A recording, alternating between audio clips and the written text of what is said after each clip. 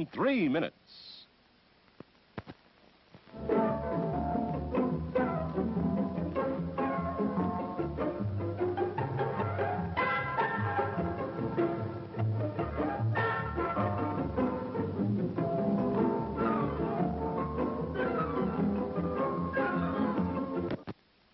And now, on with the show. TOS, today on stream, The Twitch News Guy. News on what the fuck's going on in our sphere. The source for streamer Twitch information. Your go-to person for Twitch news. He does Twitch news. All of the Twitch news, anything that has to do with like streaming. The best news on Twitch, you can get it from Zach's stream. Fantastic informational streams about everything and anything Twitch. The go-to for everything Twitch. And he literally actually cares about the Twitch community. I like to call him the Adrian Wojnarowski of Twitch. The best Twitch news on Twitch. You're that guy that knows everything about Twitch. You guys want to know what's going on with Twitch and what's coming on in the future, stuff like this, that's the man you want to follow and that's the man you want to watch. Best place to get Twitch news, period. The Twitch News Extraordinaire. Zach Bussey, best Twitch journalist to ever do it. Indeed. It's funny, I get most of my Twitch news from Zach. I mean, if you ask me, he's more attractive than Devin Nash or that Slosher guy. Oh, it's Zach Bussey.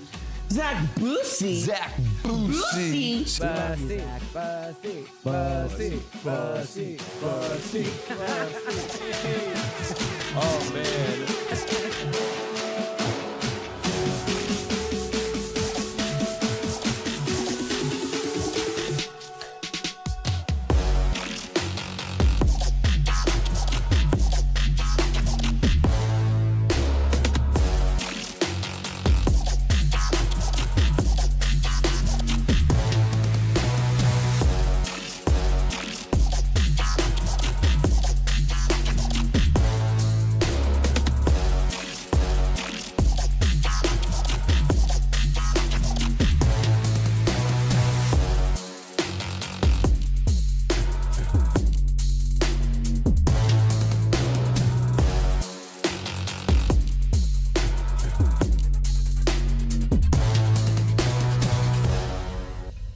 Broadcasting live around the world from the TOS.GG studio.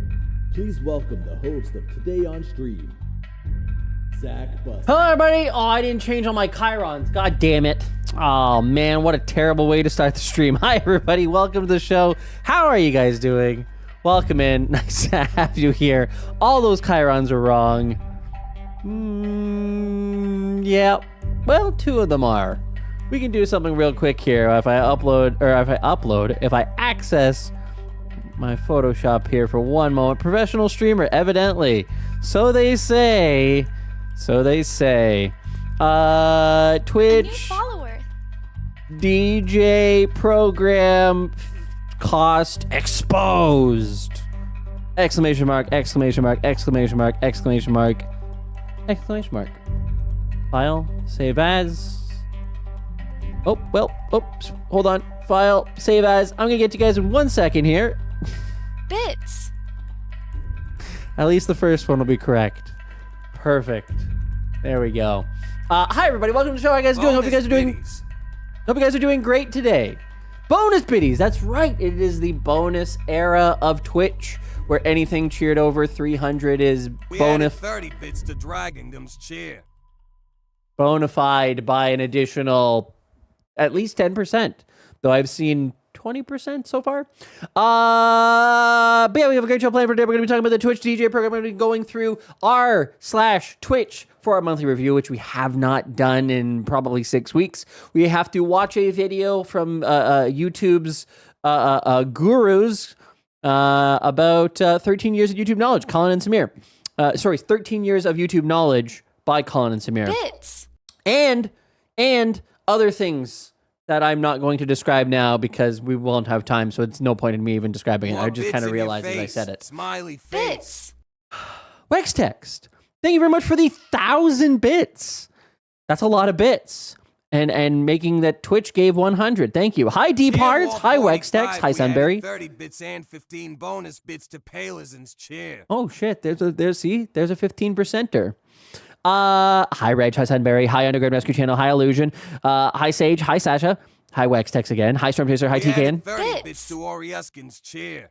Oriuskin. Wait, is that how you say your name? Oriuskin? Is it Oriuskin? Oh, no. Hi, Dimitri. Hi, Cal. Hi, Cal on YouTube, by the way. Hi, Duton Waffle over on YouTube. That's it. Pack it up. Fair. Hi, Alicia. Alicia, how are you doing? Welcome in. Nice to have you here.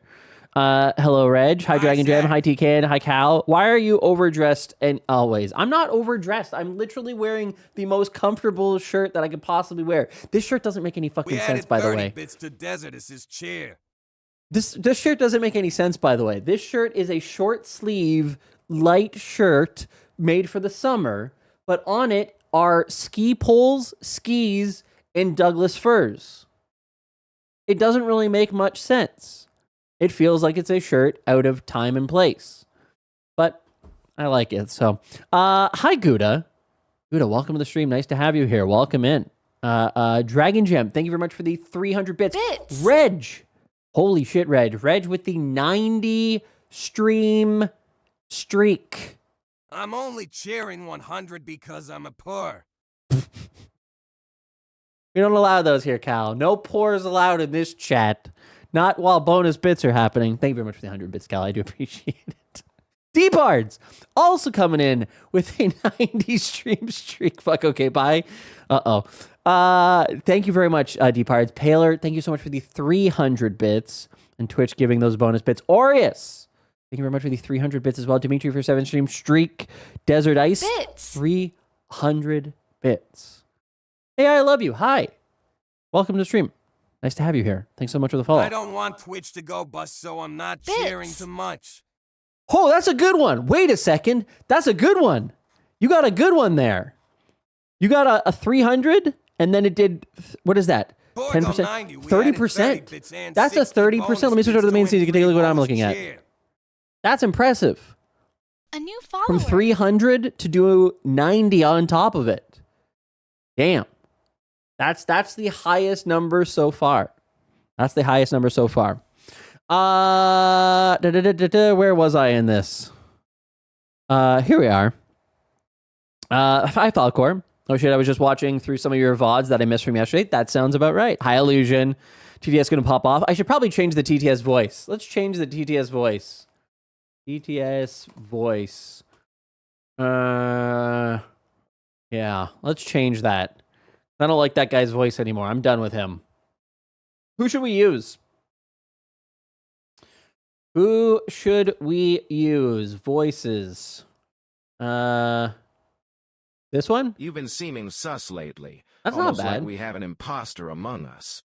All right, let's do that one. I don't mind that one at all. Save. Perfect. All right. TTS voice changed. Bonafide? What does that mean? What?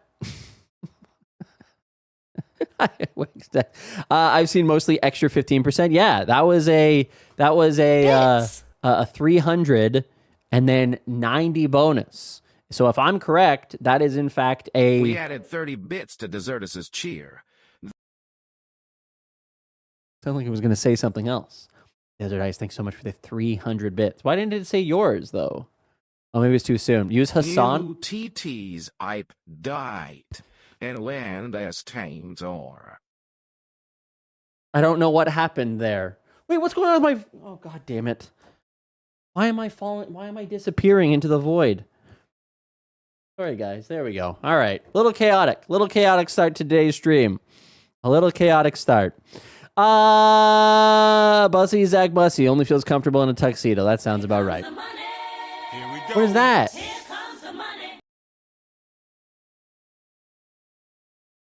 Oh.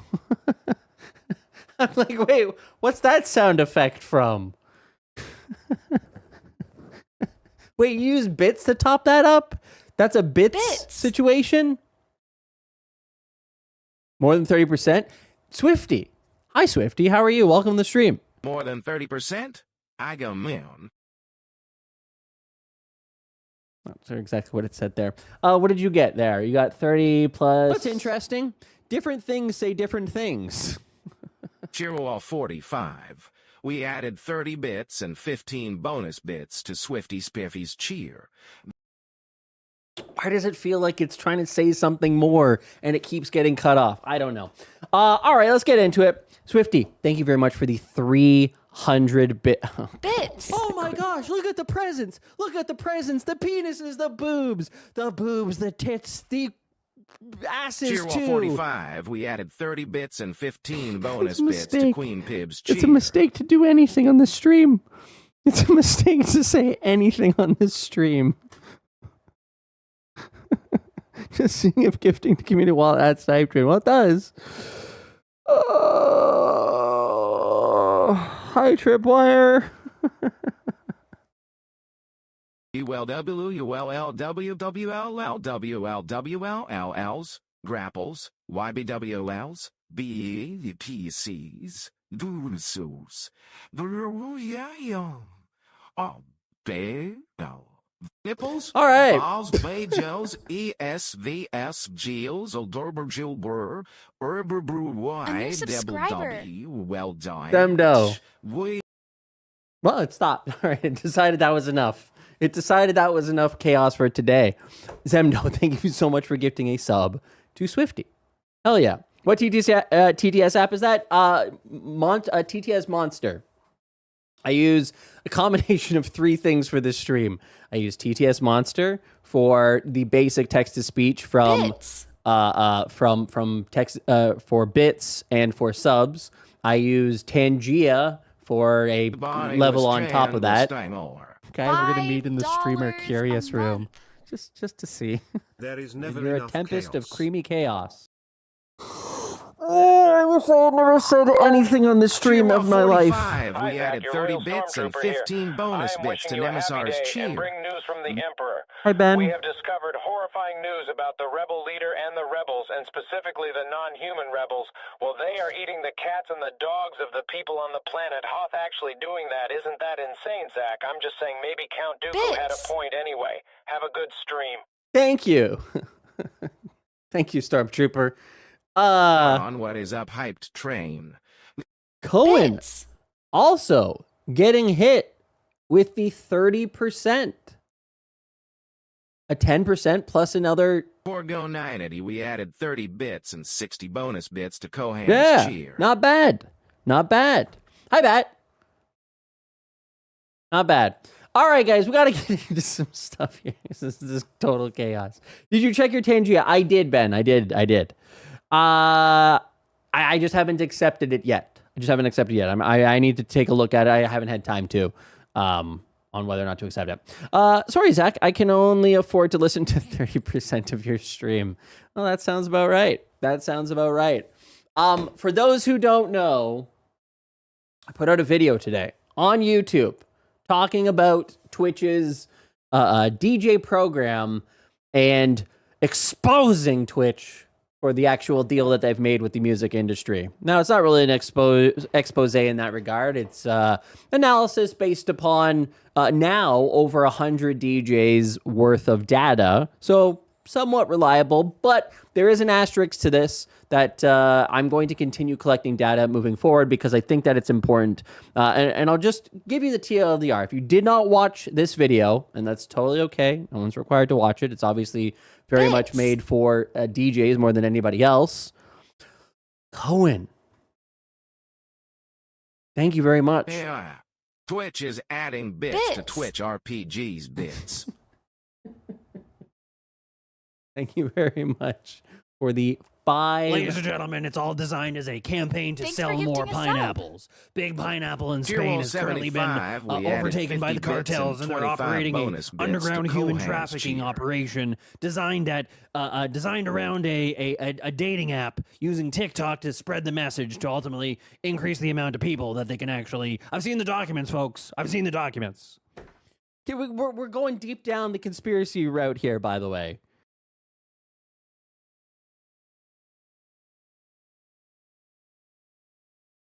Hi, Chabs. How are you?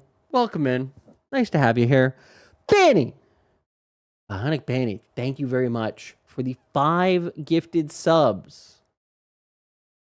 To 73 Raul, David Banner, Crunches, Valorartu, and GGRTV. Thank you, Banny. Banny, you should not be doing that. Thank you. I'm not a DJ, but I felt the video was for me. How did I lose Zach's benevolence? Well, Singletary, that's how it works. Hi, Bonsai. Hi, Amelia. I used to be a data scientist at SiriusXM Radio. Their structure works to 22% for satellite plans. Here, I'm going to pull this over because this is a chat over on YouTube here. I used to be a data scientist at SiriusXM Radio. Their structure works 22% for satellite plans and 9% for streaming plans. That is their U.S. royalty fee. So this is no surprise. Interesting. So that's based upon a radio system. So the interesting part here, and this is why there's kind of some interesting elements to this. So for those who don't know, I'm going to give you basically a short recap of this video and kind of go through it. Not go through the actual video, but give you a shortened version of it. In that, Twitch launched this DJ program. They announced it in June. They leaked it in April. And it was announced in June. And as part of it, they said, hey, you are, as DJs, you will now have the ability to stream copyright music that you typically would not be able to, or you technically would put yourself at risk of getting a DMCA takedown. The vast majority of music will now be available to DJs to be able to use as part of their content on stream. In exchange for, well, I mean, they granted a few things in terms of like a badge and a new category, front page promotion, a special week of DJ content, and a program that effectively tries to reduce the burden on creators for 1 year, and a kind of a wind down version of it. Hello, Zach. Hi. May I ask what you're doing today? Today I'm going to stop. Okay. You're watching a video about DJs. Nope. Is that right? No. I made the tone of how you spoke to me there. And mad, Zach. Apologize now. Not good enough. Sorry about Zach, I'm going to nuke chat. That's right. Nuke chat. I'm pretty sure the chat is 40 Canadian. 40%. They only count as half a British person. And a British person. What does that mean? Is only worth 1/3 of an American. Stop laughing. God bless the Americans in chat, and God bless the United States of America. That's because of tariffs, by the way. That's because of tariffs. The Americans, they put tariffs on all the foreign products, and so everything ends up being significantly more expensive as a result. Yeah, thanks, Obama. They launched this program. And they say, as part of it, hey, guess what? You are going to have to fork over some of your revenue to the music industry. And people naturally said, well, how much? And Twitch said, we can't tell you. It's a secret. We can't tell you, which is kind of wild. It's kind of a wild. I feel like this is just me speaking, but I feel like when you're in those kind of negotiations with the music industry, you could point to something like Mixcloud and say, Mixcloud says that they give a 65% of the revenue goes to the industry. So why can't we do that? Why can't we be open about that? It feels like something they should have negotiated. It feels like one of those things that perhaps there is some legal... there's obviously some kind of legal reason that the industry probably would not want that just publicly posted out there for anybody, my guess. But it still feels like something that they should they should have pushed back on and been insistent upon. Like, look, they're going to figure it out anyway. Why would we make a question of this? Why would we sow dissension and make it seem like we don't actually, we're not actually listening to our creators and we're trying to hide something from them? Because keep in mind, Twitch is already notorious for hiding things from creators. We ask for information on clarity in terms of what are the fees that are charged when somebody subscribes to your channel? They don't tell you. What are the fees when they run ads on your channel in terms of before they have the split between 55% or 30% to the streamer? They don't tell you. What are what's the retention rate of people who get hit with an ad? They don't tell you. Twitch is notorious for not telling creators things. And in this case, I actually believe that it's probably something that the music industry prevented them from doing, but it still feels like, hey, we're not going to gain any friends by keeping this one quiet. So it feels like they should have pushed back upon that one and made it so that they could have shared it. In any case, here we are. It is now officially the first month. I'm actually going to pull up my my blog post here, because we are now in the first month of the subsidy program. So in August, the total coverage was 100%. So in order to soften the blow on creators, Twitch said, for the first year, we are going to offer a decreasing monthly subsidy that will reimburse you for whatever cost would have been your portion to pay, and we'll just give that money back to you to kind of soften the overall blow. So, for example, if you made $100 and the overall fee, these are just made up numbers, although I can use the real ones, or possible real ones, and the overall money that you had to share with the industry was $50, then they would say, well, we're going to reimburse you that $50, so you still get a $100 payout. And then every single month, these are estimates, by the way. This is basically just taking 100 divided by 12 and then putting it into that. That's how this number came about, these numbers here. So that's not any kind of fancy math. But anyways, now that we have the first month, August, which is fully reimbursed to the streamers, so they get to see for the first time how much this is actually going to cost them, what I did, thanks very kindly to over 100 members of the DJ community who submitted their data to a form that they could have submitted anonymously. Most people submitted it with their name attached in case I had other questions to follow up with, which was super kind, and I absolutely will be following up. And basically said, hey, individually, you guys can now see how much money is being taken from you as part, or how much money is being reimbursed to you as part of the subsidy program that would otherwise, 1 year from now, if you earn the same amount of money, how much would have been taken from your overall revenue.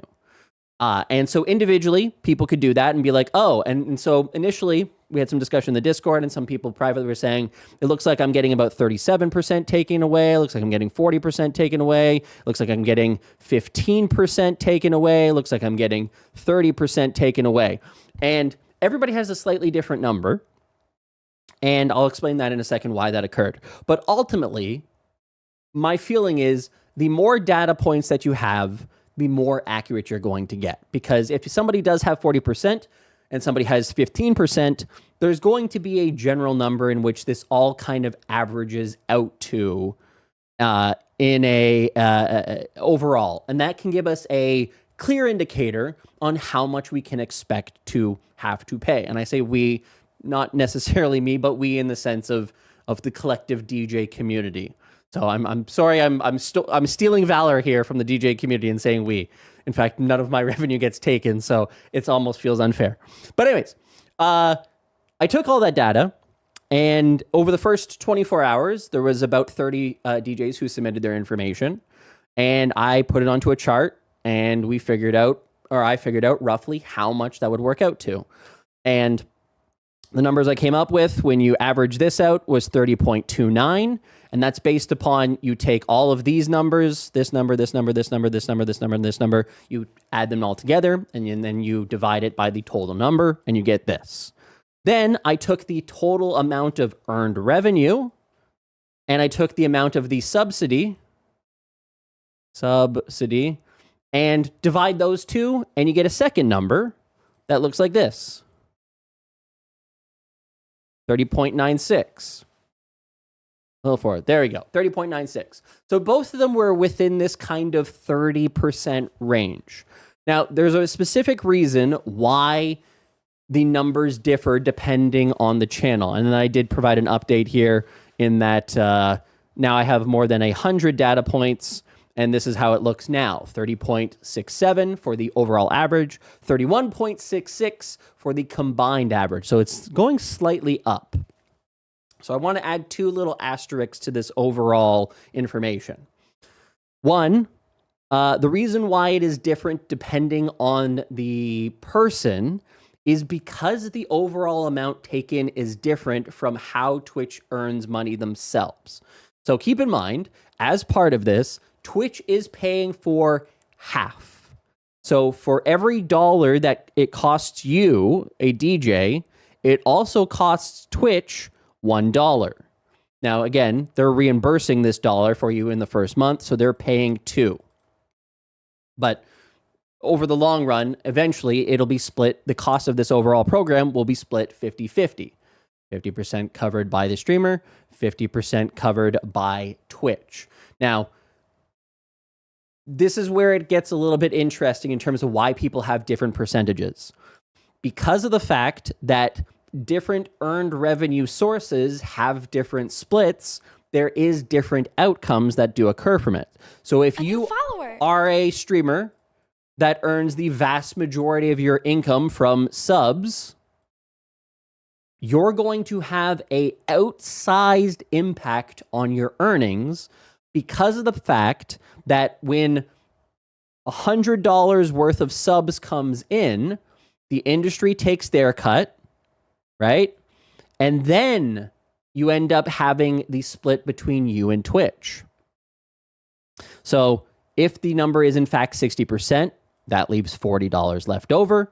And then from there, you're going to end up having, this is theoretical math. I'm not sure if this is the exact order of operations. It could be on the other side of things in terms of they take it from each other's split. So $100 comes in, 50% goes to the streamer, 50% goes to Twitch, and then the cut comes out of it, the 30% cut. It's possible. But it could be that it's that your 70% cut comes out versus the 30% cut, meaning that of that $100, the 30% is going to impact the larger cut more than it does Twitch. My understanding is that the final split depends on your rev share with Twitch. Yes, it does.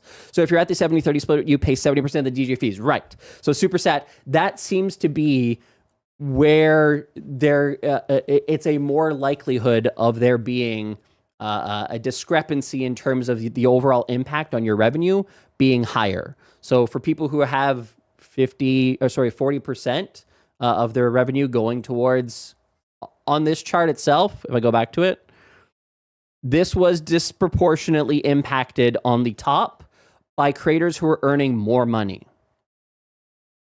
But again, it's why it gets interesting is because bits, when you get 100 bits, you get, if it is a 30% cut that's taken, you would get 70 cents of 100 bits. So, and then obviously when somebody purchases the bits, presumably Twitch would have to pay. But again, I don't know how that exactly works from their perspective. So there are still some questions in all of this that I personally cannot answer because I unfortunately don't have all the information to be able to do so. And so the best thing that we can do as a community, or a best thing that I can do for the DJ community, is to provide a general average of what to expect. It doesn't mean that the exact number is 30%. It does not mean that. But that is the closest we're going to get to an actual expectation for you as a streamer to know how it will impact you. Now, again, it can be expressed higher. It can be up to 40, 41, 42%. It can also be lower.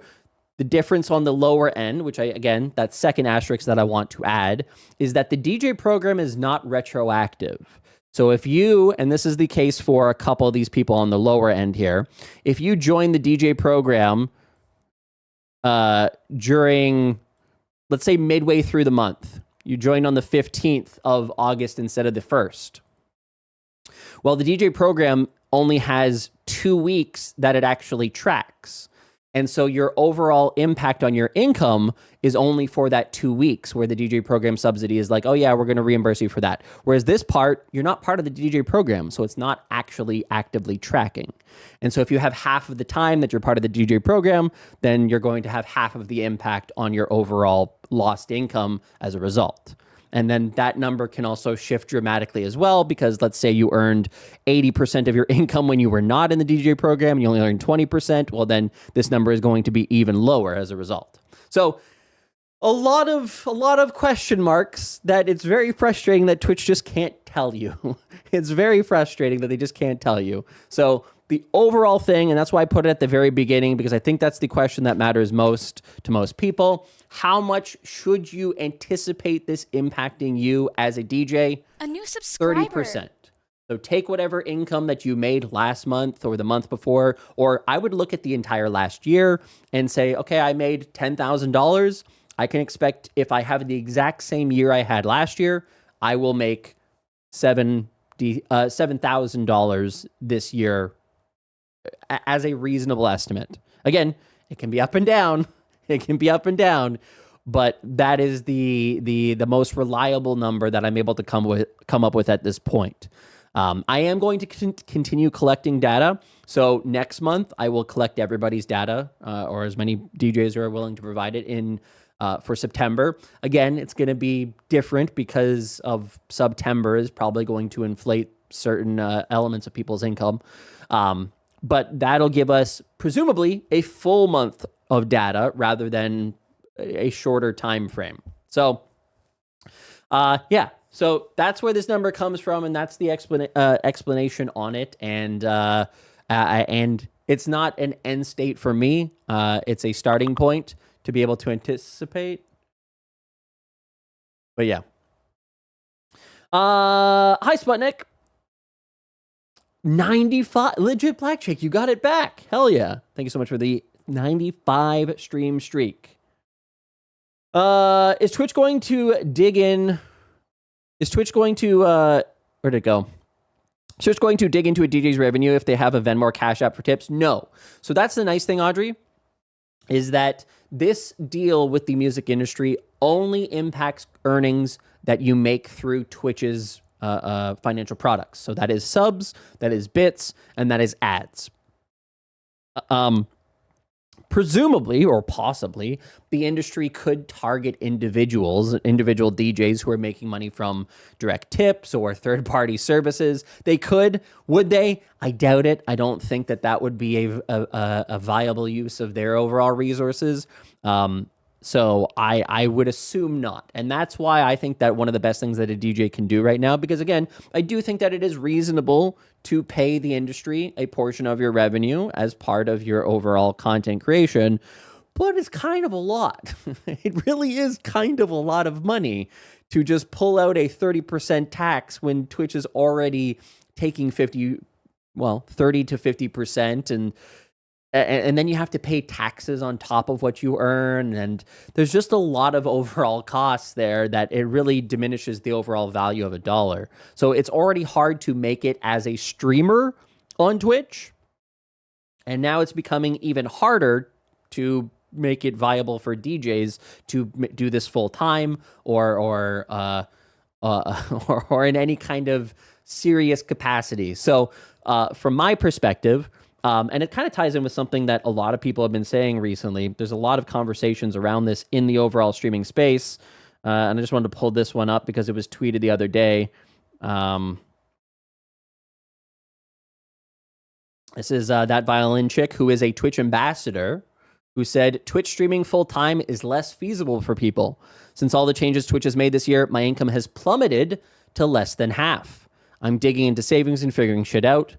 Don't put all of your eggs into full-time content because that landscape is done. And so I've been kind of a war drummer, basically saying, hey, people should diversify their incomes because it's certainly not a guarantee, especially on Twitch, especially with a lot of financial changes that were kind of being projected forward. I made a prediction at the beginning of the year that we would see a lot of financial changes this year that would really change the overall dynamic for streamers. And we've seen them in terms of sub price increases, in terms of the changes to wow, I can't speak. Changes to things like what are they called? Power ups.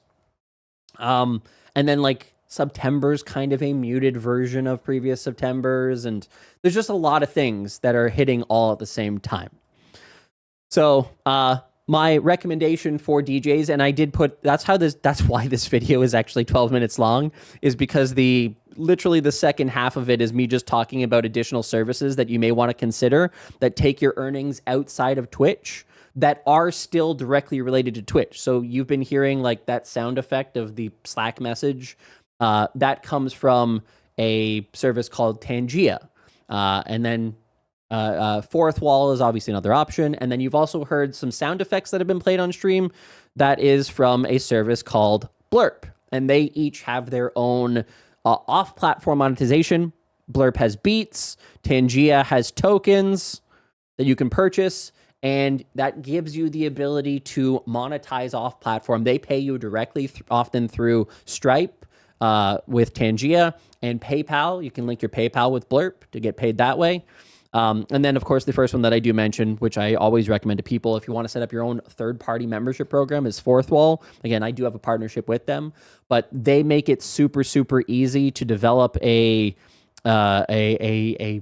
membership program that they give you a 95% split on, and they offer all of the various things that you would expect from something like Patreon or the currently dead Fan House. And they offer a lot of additional functionality that doesn't exist on those other platforms, such as being able to gift live. So like if somebody wanted to gift a membership, they can to your community, or merch or digital products. There's just a lot of cool things that you can do in a combination with those three different softwares that I use here. And I don't even effectively use them to try to monetize people too much. But people use them quite a lot here, and I think that a lot of other channels would have success with them as well. And again, if you're a DJ, being able to take some of that revenue out of Twitch bits and subs and putting into third parties that are still interactive with your live stream, I think is just good in order to try to continue to do this as a full-time career. So, or try to make it as a full-time career if you're a DJ. But again, this applies to everybody. Hi, Hype Train. At this point, I don't think anyone has all the information, but I appreciate you putting the data together. That's true, Wolf. Yeah. Everyone send their data to Zach. Yes, please do. I didn't think we then lost 30, 40, 50% in the cut for bits. So you don't lose it directly, you lose it indirectly. So when you do, as part of your overall revenue with the DJ program, they definitely do take a cut. It is part of your overall revenue. They're taking something from it. But when people purchase bits, if you purchase 100 bits, which is worth $1 USD, you have to pay $1.40 for that. So the cut comes out from the top rather than coming from the creator. Hi, Entity. I don't think anyone is aware that of what Twitch staff told you. Everyone send their data to Zach. Twitch's cut is from their initial payment. Right. Yes. I sent my data, but I just stopped using this for that. That's fair. Hi, Slashy. Hey, all non-paying members of the community here. Oh, no. Hi, First Necron. It would be interesting to collect set lists as well if the exact rate depends on the record label. So I don't think that it does. My understanding is that it doesn't. And maybe that's a question that I should put into this overall document. My understanding is that it doesn't actually take into account what you're playing. That's on Twitch's side to figure out how to distribute the funds. But in terms of your overall revenue, if you play one song that's on the list and the rest of it isn't because it's underground or it's not part of their overall tracking, it doesn't matter. A portion of your of the money is going to be taken regardless, and then when Twitch pays it out, community members it'll be distributed to that one song as part of their overall +1 in terms of how they figure out how to pay out to the industry. So that part doesn't matter. From my understanding, it doesn't matter in terms of the implementation there. So you could play 1 million songs, you could play one song, they're still going to take the same amount of your overall revenue. And then they'll just figure it out on the back end. Sorry, I go back to the chat here. Hi, Annabriella. How are you? Good incentive to encourage people not to sub. So you could theoretically make $50 and the rest buy coffee, and they can only take 30%. Correct. Yep. Correct. Yep. They can't touch your income outside of the platform. Hi, Angelus. So if you have 70% cut on an average of 30% is taken from being a DJ, and then Twitch takes 30% cut, all that before taxes, that's quite a blow to the revenue. And my math is 40% revenue net is what you get. Yeah, it's pretty harsh. It's a pretty big deal. According to Twitch staff, the variation payments will be somewhat covered tomorrow. Will it? All right. Interesting. I hope so. Again, the hope here is, or the fingers crossed here is that in addition to making this kind of information public and doing this kind of analysis, hopefully it puts pressure on Twitch to then say to the music industry, look, the number is already out there. Can we talk about it now? That would be the hope, is that we can put some level of pressure on Twitch to be more transparent. Because I'd love for them to just say, yeah, it's 28.3%. That would be great. Or 30, or whatever the number is, or it's 50% on ads and 25% on bits and 10% on sub. Whatever that is, I think they should put that out there. I think it's an embarrassing thing that they can't talk about it due to NDAs and to contractual requirements. Go back to the negotiating table and figure that one out. Don't let that stand. That's bullshit for creators. DJ program takes off the top line before any other cuts? Yeah. Yep. 100 bits or 159 euros here. When did you change the BTTS voice? I changed it this morning. Or not this morning, literally the beginning of stream. So the off the math, looks like the DJs make 120 USD per sub on a 50-50 split with the 30% label tag. Yeah, it's pretty low. It is pretty low. That does sound about right. Again, one of the things that I think I'm going to try to do in the next round of data is to actually ask for DJs to split out their revenue in terms of tier 1 subs, tier 2 subs, tier 3 subs, prime subs, bits, ad revenue, and maybe try to figure out, okay, so this was the total revenue, and try to do some reverse math there to see if I can figure out something a little bit more in depth. By taking that 30% and like comparing it, basically trying to prove myself wrong and see if I can break the overall equation, which would then suggest that, okay, that number should be lower or that number should be higher. Again, it'll add another layer of confusion because it's only going to be 92% covered, but we'll figure it out. Hi, Alan.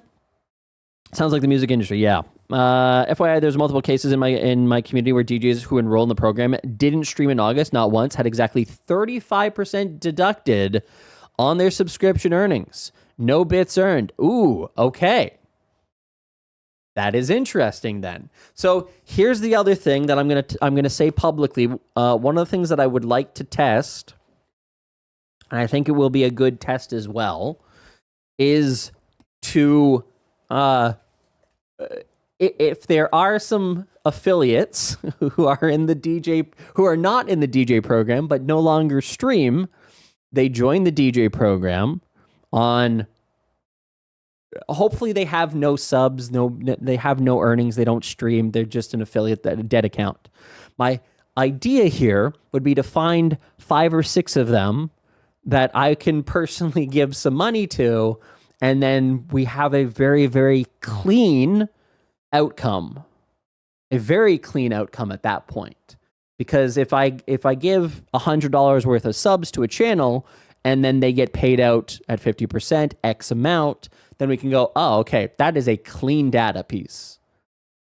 And then if I give $100 in bits, then we can go, oh, that is a very clean piece of data. There was no ads, there was no stream, there was no subs. We just 100 bits, clean.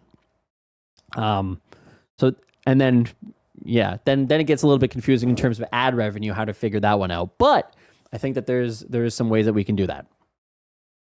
Can you be my personal test dummy guinea pig? Yes. Hi, say Sarah.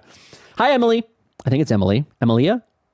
My percentage ended up being 15%, and I earned 3x the amount of bits than subs last month. Interesting. Did you join the program right from the very beginning? That's my first question. And then, yes, that kind of makes sense. Because one of the things that you did, okay, good. Emma Leia. Okay, Emma Leia. Yeah, that's okay. That makes sense. Hi, Hex Ice. I like your shirt. Thank you. Thank you. Hi, Johan. Yeah. So one of the things that I think is also kind of interesting is that it seems like bits are less impacted than subs.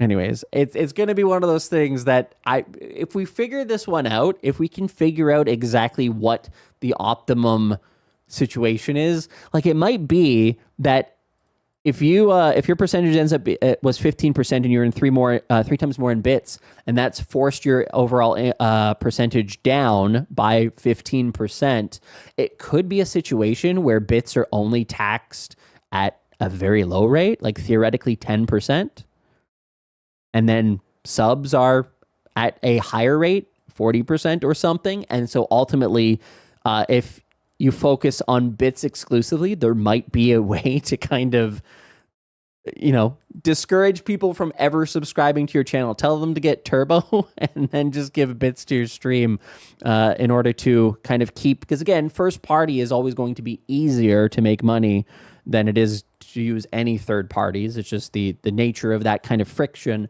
always makes it a little bit more difficult. So that's why I think that the next time that I collect the data, I'm going to collect more specifically to the revenue sources so that if we can figure that one out. We had a community member try to work this out by cheering themselves, and they got fraud suspended. Yeah, I have heard that, Singletary. So hopefully they can get that remedied because that sucks. Hi, Sailor Dolo. Welcome in. Want less subs? Turn on ads for subs. Hey, not a bad idea.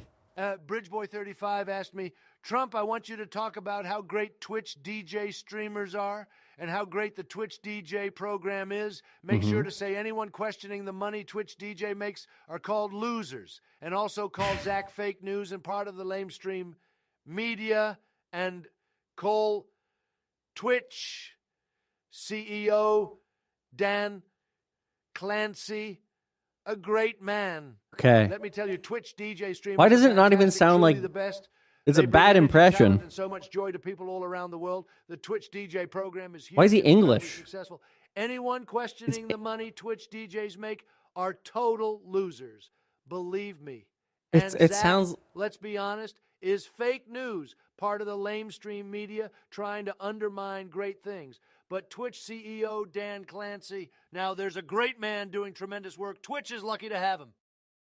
Why does it say that? Sounded like if Nicolas Cage was doing a Trump impression. That was so bad. That was really bad.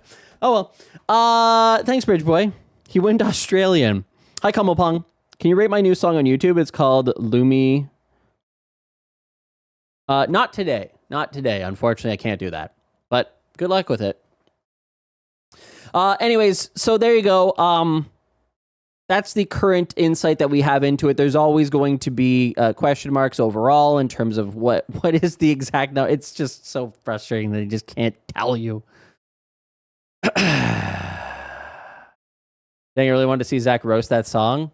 I don't want to listen to that song. It's probably a troll song that is just going to be something that ends up being terrible in the middle. You guys don't know how Twitch works, do you? When somebody comes in and asks you to listen to a song, the song will start out as a normal song, and then in the middle, there's going to be a horse penis or a bunch of people having sex or a bunch of races. That's how this works.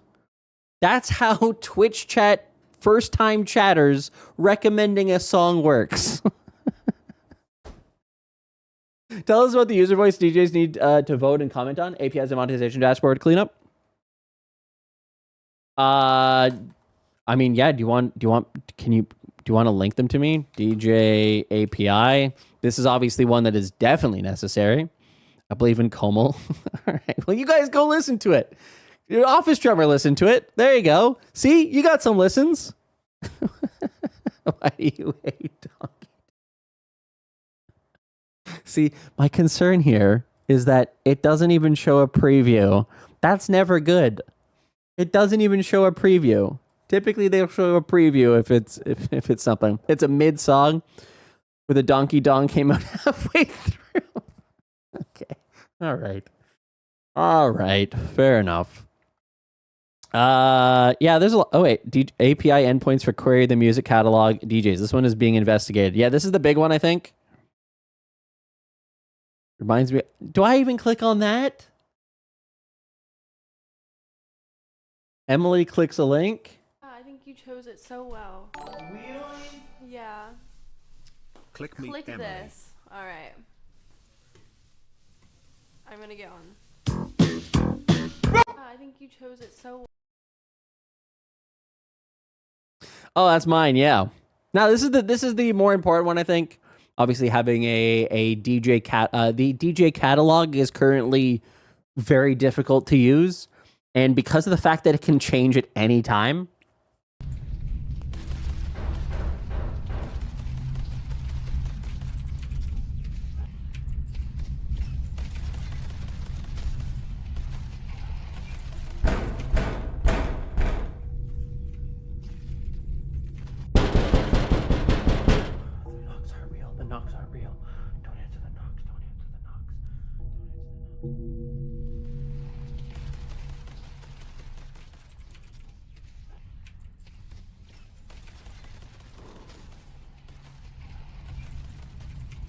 Knocking on your door.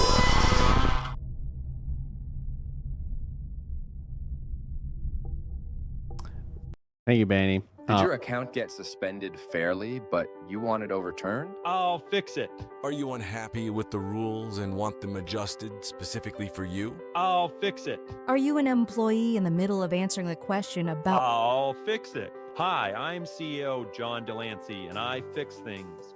No job too small, no task too basic. No one knows better than me, not even my employees. So if you have something you want to fix, I'll fix it. Call 857-758-5055 and I'll fix it. Yeah. An API, they need to make this. Hello, streamers. God damn it. Tom Right, Clancy, the CEO of Twitch. I interrupt the content you were watching today to bring you some exciting news. Today, I'm introducing a brand new feature coming to Twitch called Tom Clancy's Guest Star. You and a squad of 5 other streamers will jump into an intense, action-oriented vocal arena where only one will escape without being banned from Twitch. Now, I need you to do 2 things. First, squad up and jump in to Tom Clancy's Guest Star. Second, go subscribe on tos.gg for just $5 a month. Thanks. Cheaper than a Twitch sub. Streamers. Cheaper than a Twitch sub. Yeah, this is the one that I created. When I looked at those DJ subsidies, the little indicator that they have, I was like, wow, that is the literal twitchiest way that they could have launched it, because it's out of order. It's like September's is 92%, and last month, here's how much it's covering. And so I just did this up quickly in terms of making it a little bit more clear to understand what's going on. Here's how much the DJ program costs you. Here's how much they're covering in September, 92%. So your share of that total, as they reduce this overall subsidy, is $363. October subsidy will be 85%. They put it in the opposite order. God damn it, Goof. They put it in the opposite order. The actual thing looks like... actually, here, if I go to... This is what it looks like if anybody hasn't seen it. That's what it should look like. And you go, well, how else would you actually position it? How else would you suggest that should look? Well, I'll show you Twitch's implementation. There you go. Subsidy for September, 92%. Subsidized payout for August 2024, $45.39. And it's kind of like, why have they done this? Why do they make it so unclear? Am I getting paid? Is this 92%? Is this... Yeah, and some people say July. Which, side note, there's also a whole other thing where Twitch has broke the back end in terms of your overall earnings, by the way. This is an amazing thing that's going on. Have you guys seen this? Have you guys seen... I sound like a late night talk show host now. Have you seen this? How multiple ad incentive program things pop up, and when you click on them, it just takes you to a dead page?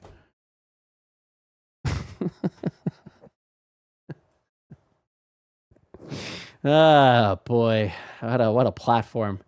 They sure do think of things, don't they? Oh, yeah. And then here's the other part.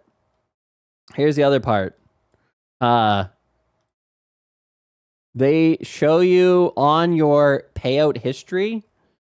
Like, all of their payment stuff is a complete nightmare. On your payout history, this is what it'll say. You can go look right now. Your estimated net balance represents your earnings between September 1st and October 31st, or August 31st. So 1 day of earnings. I'm only getting a 1 day of earnings for my next payout. Cool. Hopefully I made a lot of money in that 1 day. It said that since last month for me. Yeah, they've broken it and they haven't fixed it. Because I don't think that there's any more quality control at Twitch. I think Dan's doing all of this himself. Man, everything is just a nightmare. Anyway, frustrating platform. Sometimes it's frustrating platform. That's impressive if true, but also very bad. Yes, I agree. It just updated. Your estimate net balance represents your earnings between September 1st, 2024. Yeah. A few people messaged me and said, hey, have you seen this? I'm like, yeah, it's been doing that for a while. They don't seem to care. This is what it literally said as of yesterday. Your estimated net balance represents your earnings between September 1st and July 31st. Any earnings made in August will be reflected in your next payout. So, yeah. And that's what it said yesterday. Yeah, August 1st to August 31st is what it should say. Unless they're literally just giving you extra days before and after. I don't know.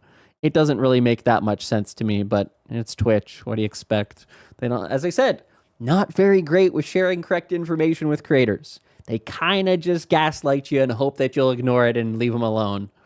So, yours says August 1st to 31st? That's what it's supposed to say. Good for you, Sushi. Hell yeah. Dan Lee Coder. Dan unbanned me. I feel important. Heck yeah. Anyways, I think that mostly covers it for the DJ program stuff for today. I did post this blog post or resource page on tos.gg. It is available on the front page right here. And it tries to cut through. Now, keep in mind, some of it is my interpretation. And so I've tried to cut down on the overall legalese and the confusion because this is how many pages they launched for this thing. DJ program landing page, sign up page, FAQ, secondary accounts, approved artist catalog, restricted artist catalog, DJ program terms, rights holders reporting process, how to opt out, contact page. And that doesn't include all of the things that they've said, because I know you guys DJs have been in a bunch of calls with all kinds of different Twitch staffers. You guys are part of the DJ creator club. You're getting different information there, and then different information in the overall phone calls. And then Dan Clancy's doing interviews with people, and he's giving different information there. So there's just a lot of bad information going around. They've really done it. I mean, Lorzan asked me, "Hey Sam, may I call you Sammy?" They've done a really bad job with communication, but it's Twitch. That's par for the course. Listen up, Pi Lorzan. You can call me Sammy if you want, but let's get real for a second. Twitch has got some dead links and typos.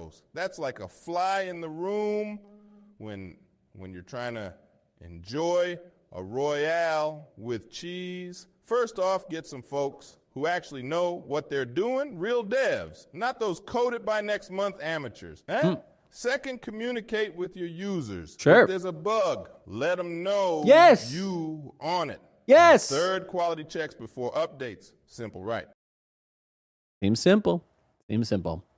Do you know if... What did you say? Do you know if you need to be in the DJ program to be able to play Korean songs like Show Me Your Bussey? Asking for a you. It's a good question, Twillick. I don't have a good answer for it, though. The email for how to submit music for the catalog too, we have that. Yeah, and I don't think that there's any documentation on how to do that. At least I haven't seen it yet. Again, everything is smoke and mirrors. I really don't understand how this company is so bad at communication. I don't get it. We can't share Creator Club info with you, Zach. I understand.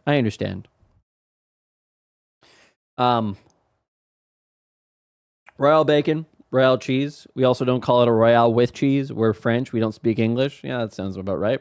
Who's smoking up the mirrors? Hi, Ellie. How are you? Smoke mirrors, dead links, lack of transparency, bad signs. Yep. But again, that is how Twitch has been for a long time.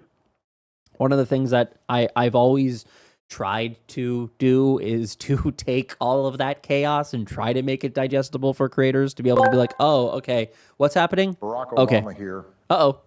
It's Obama again. Let me tell you about a situation that's been brewing over at Twitch.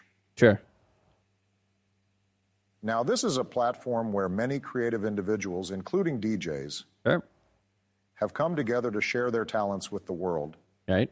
But unfortunately, Twitch's recent actions have left many feeling frustrated, particularly those in the DJ community. Sure. You see, Twitch, like so many corporations, has a duty to its shareholders, and that means maximizing profits. Well, they don't have many of those. But, yeah, I mean, kind of true. Now, we all understand the importance of making a living. Yes. But when it comes at the expense of the very people who help build your platform, well, that's where things get problematic. Agreed. DJs, these talented individuals who curate and craft music experiences for all of us, have been facing stricter copyright enforcement. Instead of working to find a solution that protects artists' rights and allows creativity to flourish, Twitch has taken a heavy-handed approach. Yep. It's true. Hi, Patricia. Hi. Yes. Oh. It's a complicated issue. But at the end of the day, Twitch has put profits ahead of the community that helped make it what it is today. Yeah. Hi, Zach. Did and we some cannot bonus allow creativity biddies. to be stifled by greed. DJs deserve better. The artists deserve better. And We all of added us as 30 fans bits deserve to better. alleviate his cheer. What's going on? Here's what I will say. Twitch isn't profiting from this. This is what I will say. Twitch's overall involvement in this doesn't actually benefit them in terms of improving their overall wallet.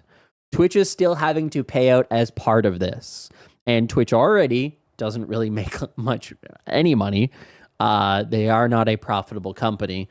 So my assessment, again, this shouldn't matter to any creator really, but my assessment is that DJs and Twitch, ultimately because of how they're taking the 50% cut and or splitting the overall cost 50-50 with creators, they maybe make a very, very small percentage. When you consider that bits come at a 70% lowest possible split, because when you purchase them, it's at most a 40% cut, or sorry, a 30% cut.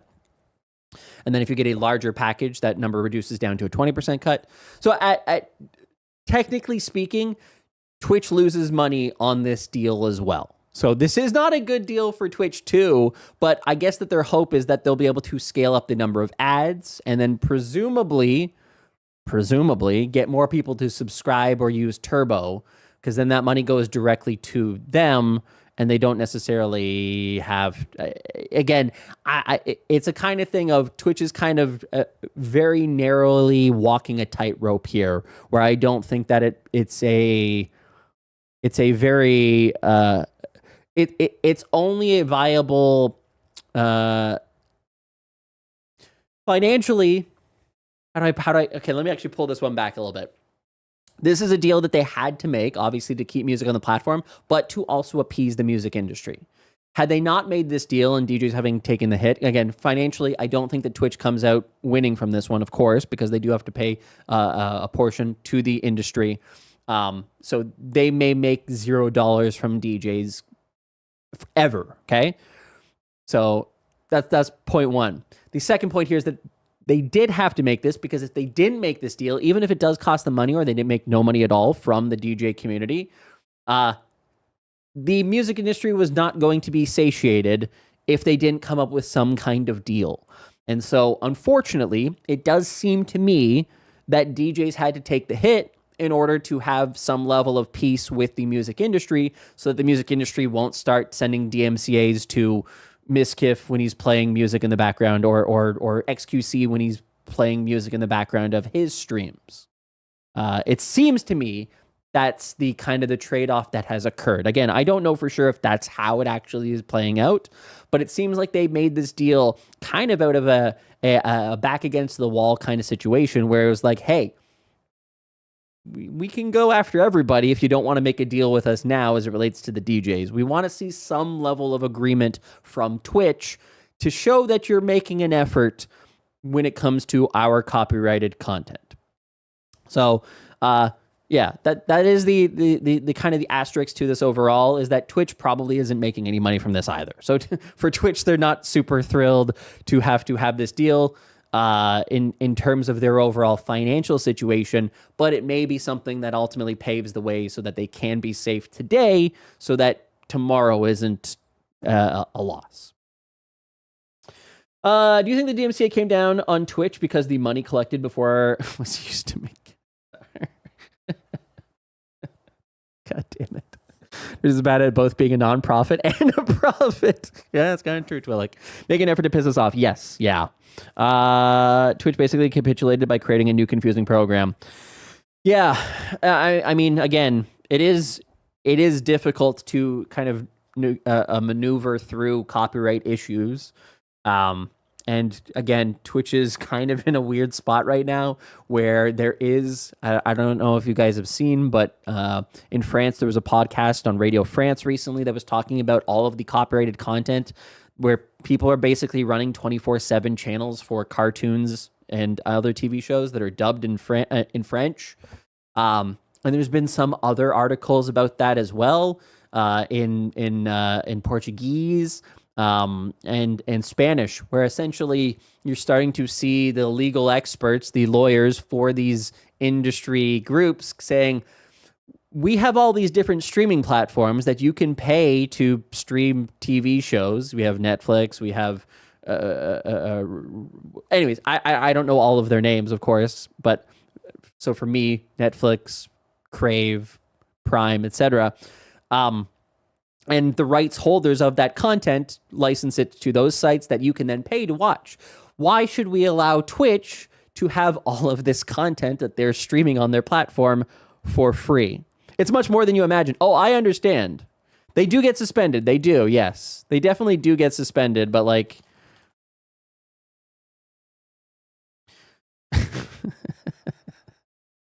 it really doesn't take a lot.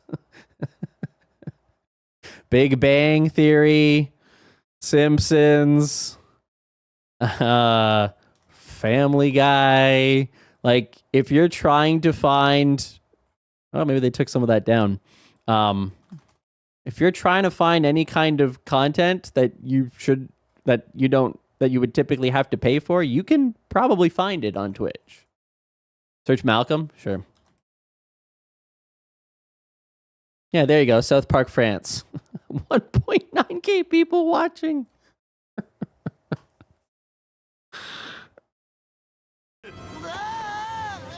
And it's monetized. Oh, man. Hey, I can knock, though. So, again, it's not up to Twitch to take this stuff down. It is up to the license holders, right? So that's why it flies on Twitch, is because the license holders haven't taken it down. Oh no. But you're seeing increased attention on this. It is starting to become a bigger issue. Yeah. So it's a kind of thing of I'm oh my god, it's the top 0.03 of Twitch. Oh, dear God. So, yeah, and that started in August of 2024. Yeah, so anyways, it is a kind of thing of Twitch's I don't know if you guys know the history of Twitch and why Twitch focused in on gaming, but Twitch effectively, I mean, there was a lot of copyrighted content on the previously named Justin TV. And I think it was UFC in particular that ended up being the big thing that was a big problem. And so as they were trying to figure out all the legal stuff and all of that, they found that this avenue of gaming was like, oh, wait, this isn't a problem in terms of copyright and people are watching it and developing audiences here. Let's pivot into that. Again, that's the very, very simplistic version of the overall story.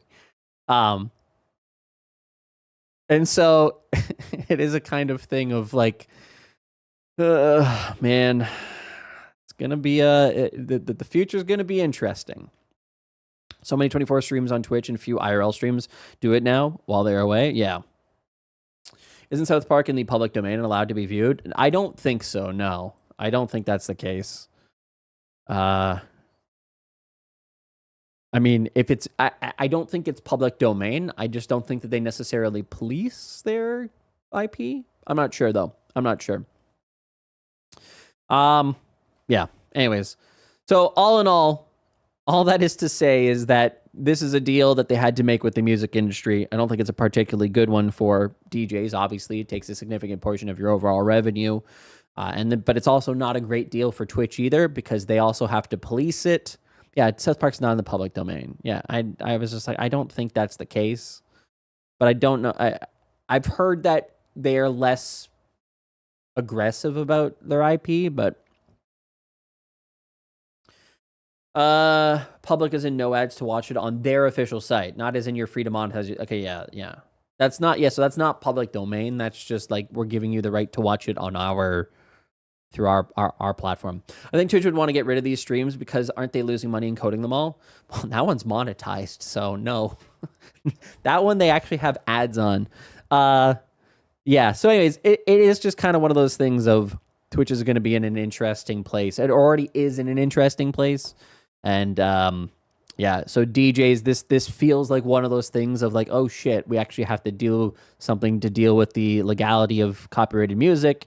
And perhaps this is something that holds off the music industry for a number of years so that they don't actually start knocking on the doors. Well, I guess maybe they would want that. Dan would want that anyways, but not knocking on the doors of people who are playing copyright music in the background of their streams. Because technically that is, definitely that is also a copyright violation. So could you imagine with Twitch's new deal with the music industry now that they can backfire on other platforms like Kick, meaning that they take the deal or we're going to DMCA your creators? Yeah, it can happen. Yeah. I mean, yeah, the thing that is true about Twitch making a deal is that any other service that uses IVS could be subject to the same kind of like requirements, theoretically. Maybe offering it as an option because yeah, I mean the thing about Kick is it's too small right now for them to necessarily care about, but if it continues to grow, sure, yeah, it becomes a bigger issue. Yeah, okay. So anyways, as it relates, just to kind of wrap this up, if there's any other things that do come up, because again, one of the questions that has been asked a few times that I guess I would like to find some documentation on is how do you submit your own songs to Twitch's DJ system? How can you get your own content into that overall library? And I don't necessarily think that there is any of that documentation on site. Submit DJ music. I don't know. FAQ, secondary accounts, opt out. Yeah, no, none of these are those. So, yeah. Can we get a turbo remix for the DJ? Okay. You want? I would love the AI love. I would love the email. Yes, please. Please forward it to me. There's an email you contact. Yeah, any information about that, I would love to have. Please. My email is busseyzach@gmail.com. So just the username on my stream, but in reverse. Hi, Capri. Capri, how are you? Welcome in. Capri, do you know it was Murdoggin's birthday the other day? Did you celebrate? Follower. I hope you did. Patricia, thanks so much for the follow. I appreciate it. Welcome in. It was in the FAQ somewhere, basically saying contact your label or distributor.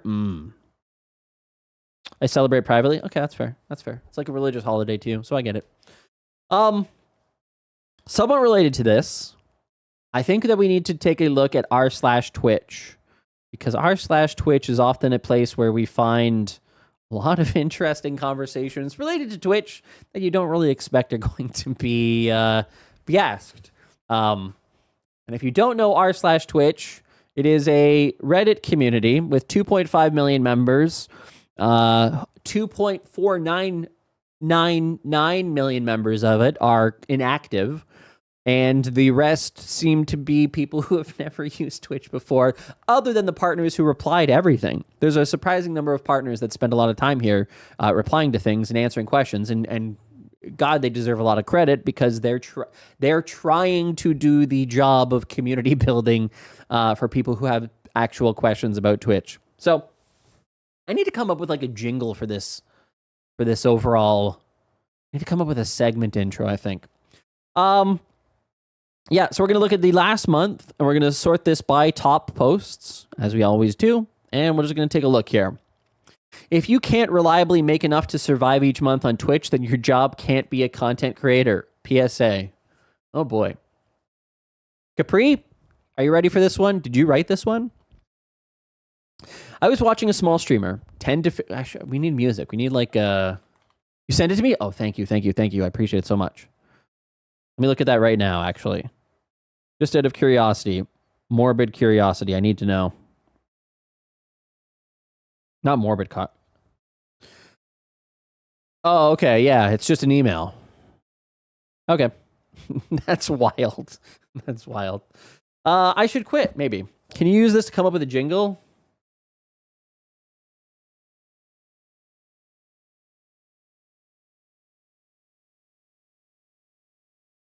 An 80s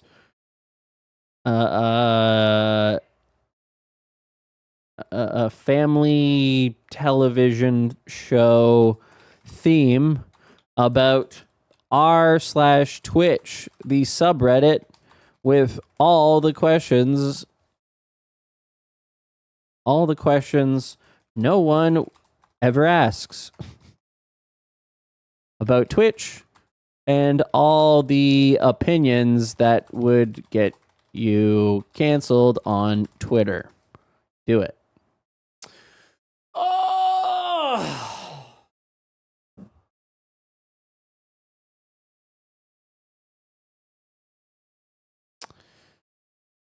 I was so close, yet so far. Can somebody else make one and then just link it to me? Can you link me? I got something for you. I make 1/30 of what I need to survive. 1/30th? Well, hey, you only stream like once per month, so that's not bad. If you just stream 30 days a week. All right, I'm gonna wait 3 seconds for somebody to develop something. Can you add a fake number and click continue? 30 days a week. Did I say 30 days a week? I don't know what I said. I meant to say 1 day a month.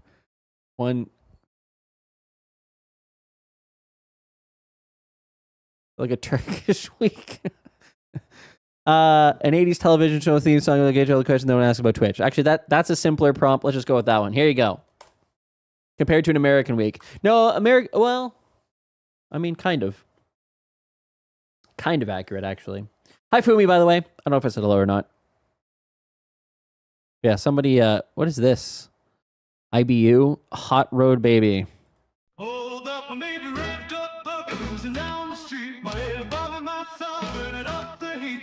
It's cooking? Heck yeah. Here we go. This is also the interesting future. Purple Blur, you might have a better option. All right, here we go. Here is our intro song to r/Twitch. Well, this is way too 80s. What, 80s pop synth? It's supposed to be a family TV show.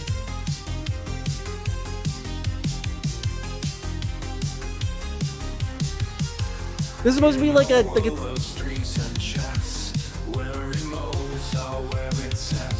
Join the Twitch fam every night for questions while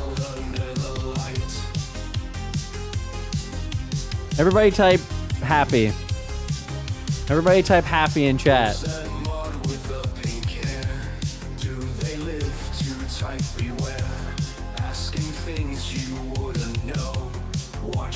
No, happy, not happy. Happy, happy, happy, happy, not happy, happy, happy. That TOS happy.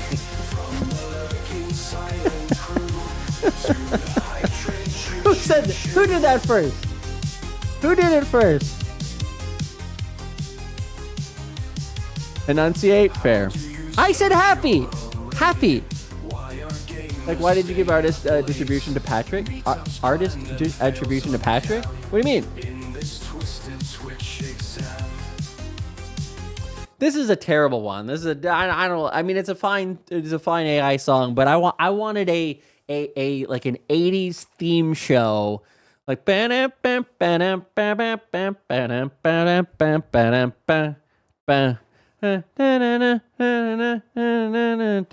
that song, whatever that song is, but not that song, of course. Happy birthday. God damn it. Patrick made the emote. You should give him credit. I did. Actually, I did. He just hasn't accepted, but I did. It has been done, Slashy. God damn. Yeah. Take that, Slashy. Take that.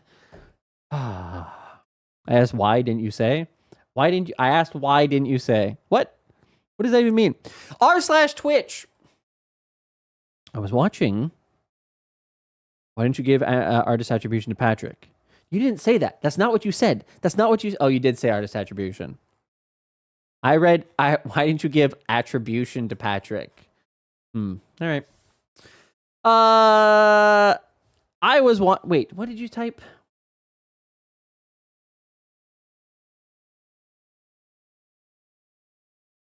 Artist attribution. You did say artist. Okay, fair enough. I was watching a small streamer, 10 to 15 viewers, 20 to 40 subs, a few weeks ago, and they were complaining about not having enough money to survive. Oh no. Side note, this isn't unique to anybody. This is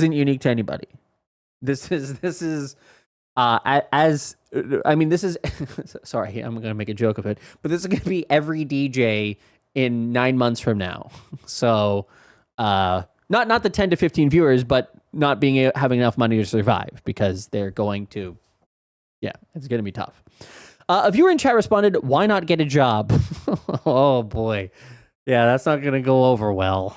The streamer responded, I am working. I am content creating every day. Mind you, this person would stream 8 to 14 hours a day. Oh no. Oh, that was disgusting. Thank you, Sashi. I agree. 18 hours a day without doing any content creation outside of their own stream. They continued to argue with the viewer, basically saying that the streaming is the only... Was Slashy in the chat? Streaming is their only job they can do due to health circumstances. Okay, fair enough. Fast forward to today, I decided to check in, and this person has now been served an eviction notice from their apartment and has now blamed other more successful streamers and generous viewers for being selfish, saying that people could easily fix their situation. Mind you, this was the message as they received a raid, double their normal viewer count. Streaming is not a reliable source of income. I agree. Especially if you rely heavily on generous viewers / people and can't consistently survive on that income. Yeah. I don't argue with people. I explain why I'm right. Oh, okay. All right. Fair enough. Yep. Yeah, I mean, I don't have anything inherently to argue with this overall post. This happens a lot. DJ Baby Berlin, thank you so much for the follow. I appreciate it. Welcome in. There's been stories like this that have gone on for years, and I would say that right now, more than ever, it is a problem for a lot of creators. Overall revenues are down on the platform for most creators. See, there's one thing that I want to point out that's kind of interesting that I don't necessarily think that we've fully thought through or people have fully wrapped their brain around as it relates to Twitch.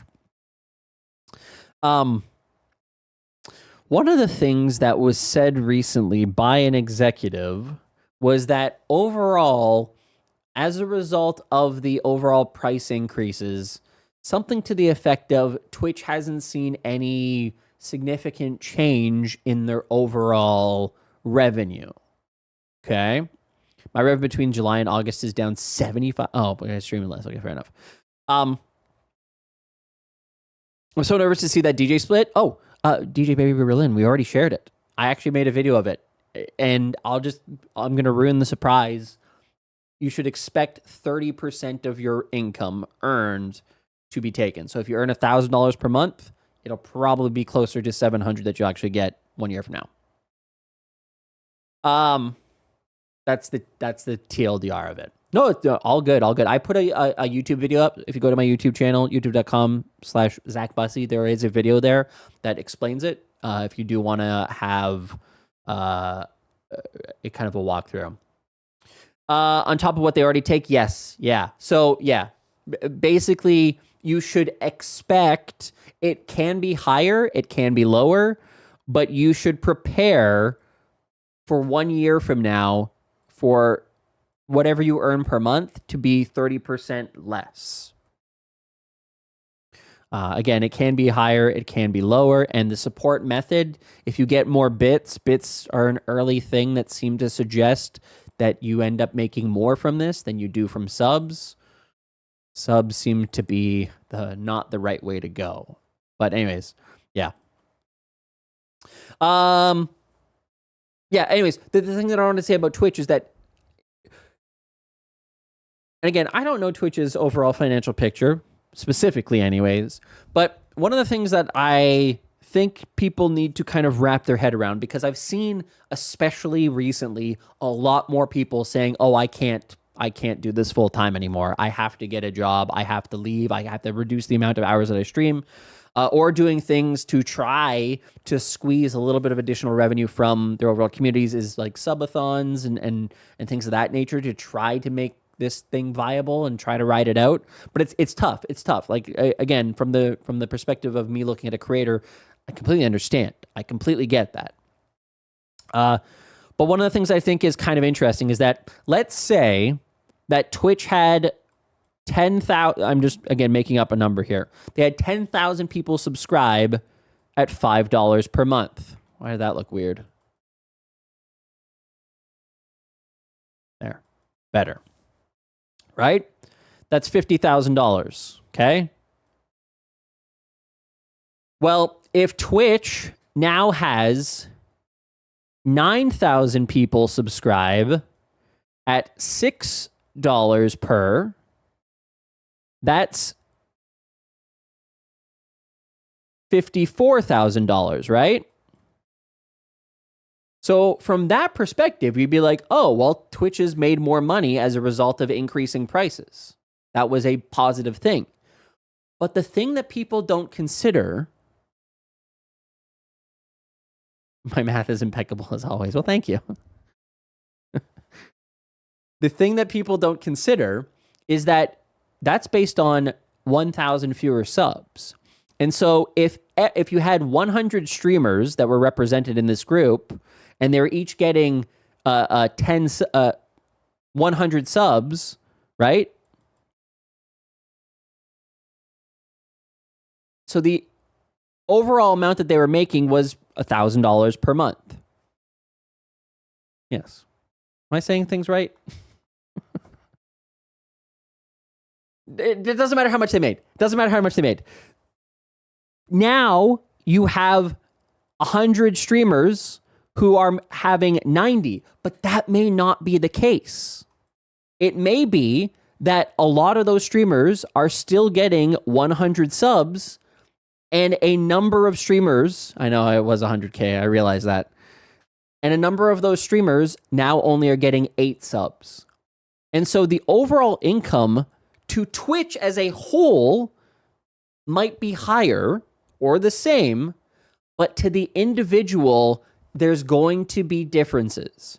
And you are seeing that expressed on Twitch, where some streamers are doing fine and they have the same number of subs that they had previously, and they are making a little bit more money. But there's also a lot of people who have seen less subscribers and are now making less money as a result. So before, if they were making $100 per month, now they may be making $75 per month with less people subscribing at a higher rate. And so I think that's one of the things that is kind of interesting is that Twitch can win here with price increases. If their overall spend goes up, Twitch wins.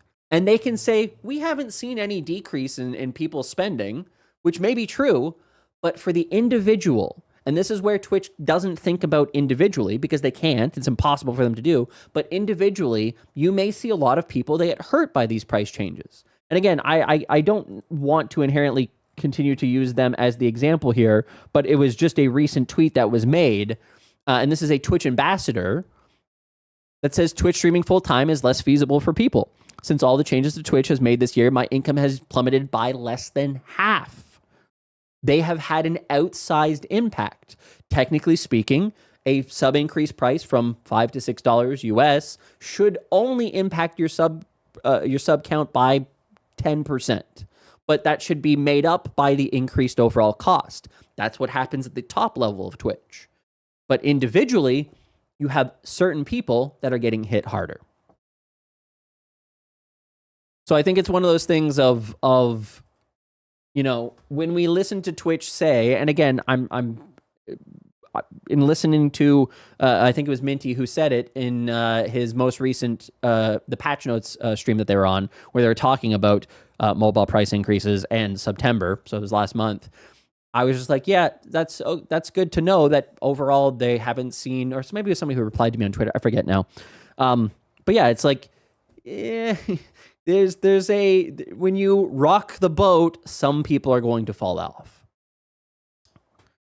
And I think that's an important thing to consider, is that even if you're not being directly impacted, or if your sub count is the same or higher or whatever, it is important to recognize that other people are not experiencing that same thing. Biden's gone. We have to compare streamer to Trump now. Oh no. High Spirit Music, plus with the people who have opted out of subbing and who have disappeared are not throwing in a few bits and out of revenue to the streamer. Yep, absolutely, Spirit. Yeah. Yep. I mean, I've only, this September, I think I've only subscribed to 2 people. I did go and I did purchase 10,000 bits that I will be spreading around to people, because obviously I very much like this bits thing, so I did purchase a bunch of bits that I'll be giving out in 300 increments to people. But yeah. Hi, Reginerd. Hi, Paul. With less subs and watchers at a higher price, their bandwidth costs also drop, so it's cheaper for the Twitch to operate. Yep, Clipper Fury, that makes sense too, yeah. How do you know that the income went down because of Twitch and not their own content? Oh, well, so Fumi, we don't inherently know that, but most, again, there's individual things that are obviously cannot control, but I looked at their overall stats and nothing has inherently changed that much about it. I shouldn't pull it up here, but yeah. Of course, there's always a personal responsibility aspect to it, of course, but I think that it is important to just recognize that, generally speaking, a platform can make slightly more money, but at the same time, that ultimately does have the impact of hurting creators. So, yeah, that's one of the things that I think is just kind of interesting about the price increases overall, is that it's going to have a disproportionate impact on some people versus others, and probably smaller creators more than most. I've had to cut back on most of my subbing. Still got that TOS.GG sub though. Heck yeah, Reginerd. Yep. I mean, it's cheaper than Twitch. Wait, why don't you have a? Oh, right, because that's the wrong thing. I was gonna say, wait, why don't you have the badge? But you do have the badge. Yeah, you got it right there. Okay. I see. Okay. Hi, DJ561 Daddy Lack. But the mobile increase in the US is painful. Sub count is definitely down, unfortunately. Yeah. Ideally, never encourage people to subscribe on mobile. Point them to the mobile app. Point them to http twitch.tv/sub/Bussey. And then this will pull up in their in their mobile browser, and then they'll be able to subscribe there for the local price or for the PC price. Where? Okay, what is this?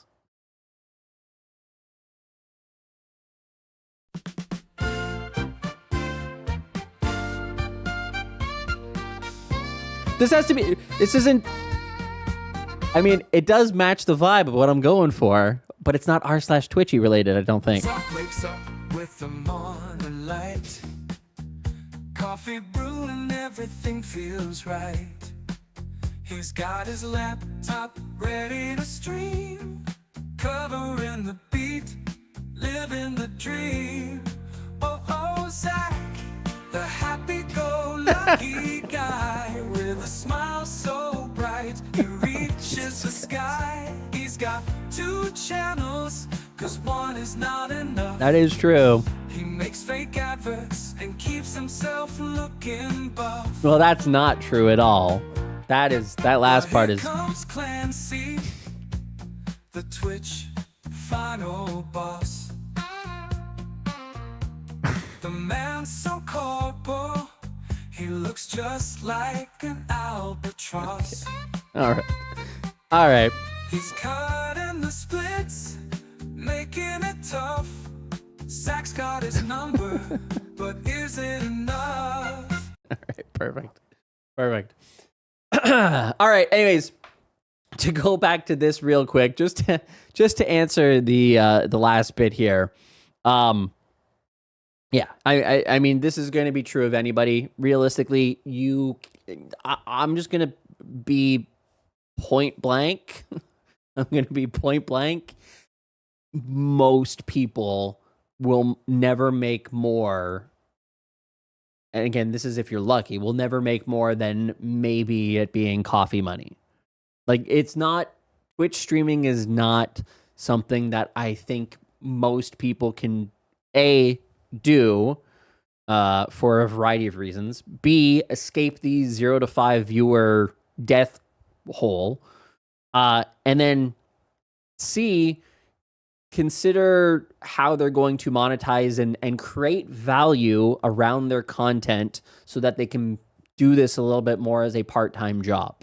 It's fun, and again, for many people, it's just fun. It's passive. It's on the side. It's not your main thing, and that's totally fine. And that's not who I'm talking to in this case. But if you're coming into Twitch and being like, "Hey, I'm gonna make this into my full-time career," come in with some more realistic aspirations. And I mean, yeah, like I would never. I'll just say, most viewers, and this is where it gets into this weird thing on Twitch that is happening now because it's a tough time for everybody. Most viewers probably don't love when they're just constantly asked for money. Again, I've seen a lot of people, and that doesn't necessarily mean just like, hey guys, can you sub, can you subscribe, can you give bits? But it's also the kind of thing of like, oh God, all my expenses, and I'm making so much, I'm making so much less money than I used to. Like, anytime that you start to make your, like, that's just not fun. It's not fun to listen to as a viewer. And then it kind of puts pressure on you to be like, oh, fuck, I guess I gotta help them out. It puts things into a weird spot. I think that if you are struggling financially and you would like to make more money as a streamer, but come up with creative monetization strategies around your content. Set goals that actually come with a benefit for the people supporting them. So if you have a sub goal of 50, or a bits goal of 5,000 bits, attach something of value to the end of that. Hey guys, if we hit our 3,000 bits goal today, I'll stream an extra hour at the end of stream. That kind of thing. So that they know, okay, I'm going to get an additional hour of content.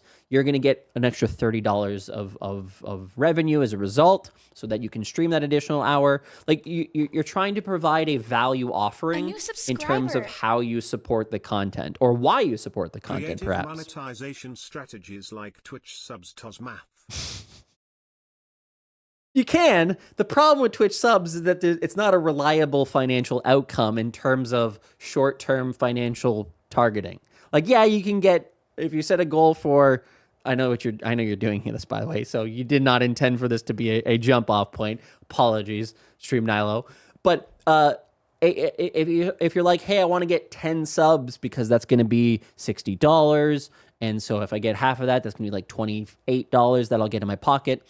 And you're like, okay, that makes sense versus $30 in bits.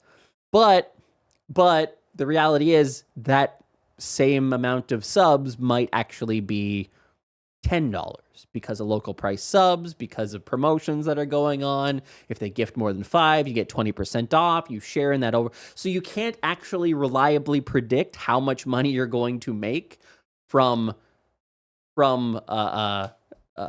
subs, but you can reliably predict how much money you're going to make from bits. 1 bit is 1 penny. Extensions like Tangia, sound alerts, and etc. do that for you? Yes. What is the balance between encouraging subs and not being annoying? Yeah. Add value. Yeah. Basically, you want to make it, like, the way that I look at it, or the way that I've always kind of looked at my stream, I've never had sub goals and don't really do anything like that here. But for any streamers who I've ever talked to about this, like, hey, like, I would like to increase my overall revenue. It's like, well, what are you doing to incentivize it? Like, oh, I just have a sub goal on stream. Well, what do they do if they complete that sub goal? Nothing. Like, well, why would anybody complete a goal if there's no reward at the end? Because it's there. It's probably not going to do anything. So if you can, the same way that Twitch dangles, Twitch is probably a great example of this. Twitch says, hey, if you get 100 self-paid subs, we'll give you 60%. And streamers go, ooh, I want that 60%. I want that.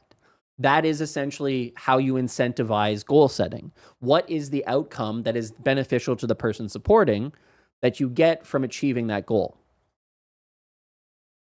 1 penny USD is like $20 Canadian. Exactly. It's crazy. Anyways, so yeah, this is rather than sitting there and complaining about your overall income or how much money you don't have, my recommendation is always try to create value by incentivizing that a financial goal, and try to avoid, again, it's everybody's different, and sometimes you want to share and stuff like that. I completely get that. But like, imagine you're sitting around the dining room table and your brother is just like, yeah, I don't have any money. It's like, well, do you have a job? No, but it's kind of a thing of like, you have a lot of money. Can you give me some of your money? No. Why would I do that? It's just not a fun thing to listen to. You're not gonna do it for your brother. You're not inherently going to do it for a stranger on the internet. No offense. Streamer Plus OBS Goodies is a free on-stream engagement for your redeems. Seen some streams where almost every interaction is monetized in FOMO stuff. It's like always on a subathon and viewers do it. Instead of just one-time subathons. Yeah, Drail, that's a relatively newer thing that hasn't necessarily happened in the past, but is absolutely something that has dominated Twitch over the last 2 years especially. There is a lot of always-on channels. Like, this is what I say about like subathons. Subathons have lost the original value of doing a subathon was the fact that you were going to be live streaming for 24 hours if you hit your goal. And so that was the perk. That was like, hey, if we hit our goal, you continue to add a minute, you continue to add 3 minutes, you continue to add 5 minutes. And like the fun is making the person or punishing the person, torturing the streamer by making them stream for 24 hours.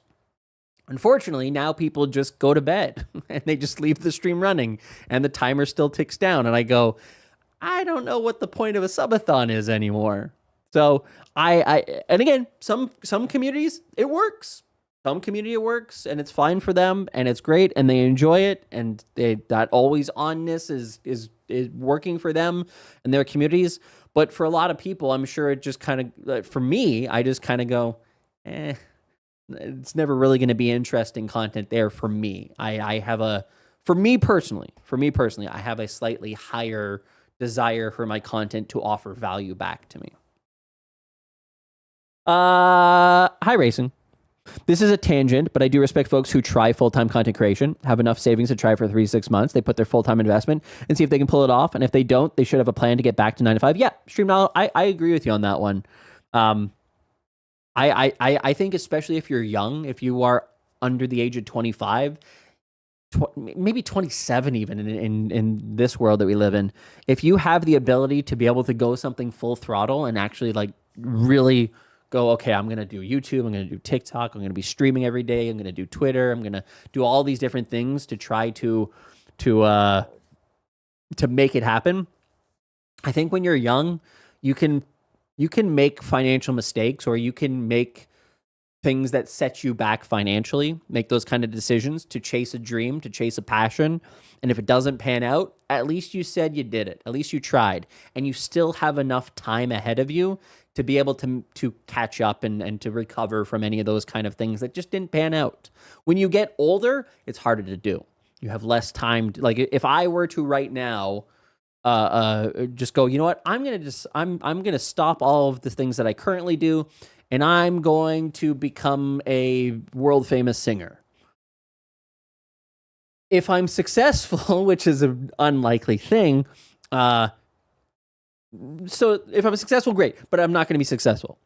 The likelihood is that I burn through all of my money and savings, and then I'm old and have no real ability to catch up on all the time that I focused on that thing, that I could have been doing other stuff, that I could have been developing my career and so on. So it is the kind of thing of making mistakes when you're younger, going for it, shooting your shot when you're younger, I think is easier to do. As you get older, I think you probably should have a little bit more balance in terms of being like, okay, I'm going to take like a 6-month hiatus from work. You can take time off. Some companies allow you to take time off from work, that you basically put your job on pause and then you come back afterwards. I forget the name of what they're called right now, but there is an actual name to it. And maybe give it a shot, and then you have a backup plan to be like, okay, I'm going to go back to work now. Right now is probably a bad time for it. Right now, maybe just keep your job. Maybe right now. 27, you're probably still in a parent's basement. Stream away. Yeah, absolutely, Mike. Yep. I think I'll quit my job and become a 9-to-5. I agree with that. It's just a kind of a stake to the heart to put so much work out in 4 to 5 years, do well for 4 of those years, and then all of a sudden take a nosedive in the 5th year. Yeah, so I'd be intrigued to know what exactly happened in the 5th year if everything was going very, very well, and then all of a sudden flatlined. Something external has to have changed as a result of that. And again, it can be a kind of thing of just not having been diversified enough so that a platform change. Like if you're a successful TikToker, no, you're not. TikTok can change that algorithm on a dime. Whatever's popular can disappear from your feed tomorrow. And so you should not inherently rely on that to be stable. So I don't know that anybody should be a pure TikTok creator.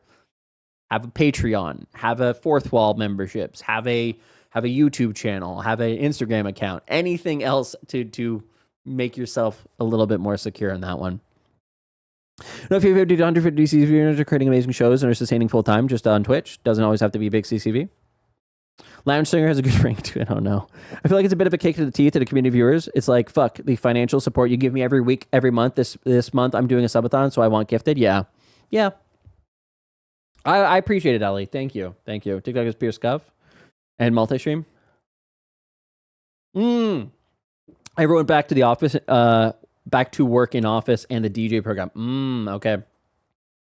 DJ Baby Berlin, if you don't mind, after stream, do you mind if I like look at your stream and your analytics and see if I can pull anything out of it and be like, okay, what happened here? See if there's any kind of like specific point. Just start a cult like Johan? Yeah, true. True. Anyways, all that is to say is that like there's never going to be one piece of advice that works for everybody, but generally speaking, I think that bringing up financial things to your community or again, not always, some hardship is okay to share, but if it's just like, oh yeah, I can't afford to order Uber Eats this week, it's just like, well, should you be ordering Uber Eats? I've heard that before. I've heard that complaint. All right, next one. PSA for viewers. Valen Vane, why do I know that name? That's a streamer, isn't it?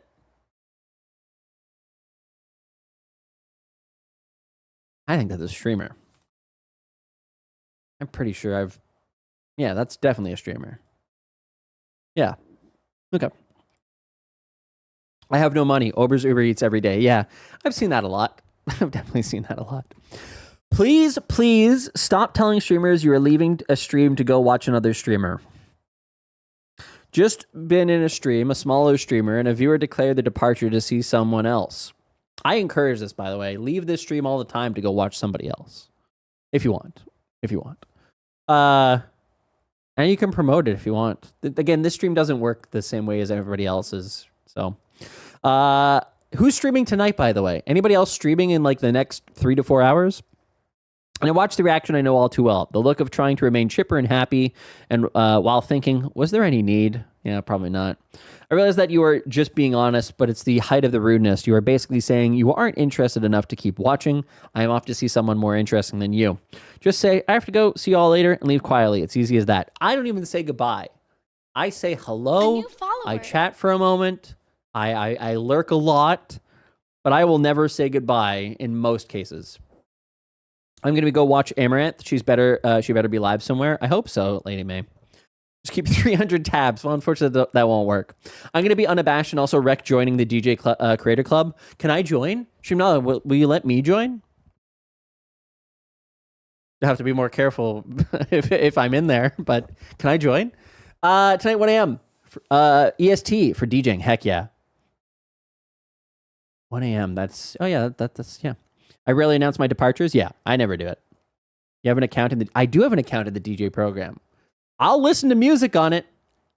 I will play music and make these lights do different colors. A new follower. I can do some DJ stuff. It won't be very good DJ stuff, but hi Clipper and Johnny. Thanks so much for the follows, guys. And Mant, thanks so much for the follow. Irish exit only, please. Yes, that's the way that I do it. I'm off to watch Dan. With any luck, we'll be knocking back on the stream presently. Oh, Jesus Christ. Is he live right now? Of course he is. I wouldn't be surprised if future clubs actually do cover your content. Interesting. All right. This is pathetic. 22 days ago. What happened 22 days ago? 22 days ago. That was August. Oh, this has to be, I don't know. Oh, yeah. Sub price increases. All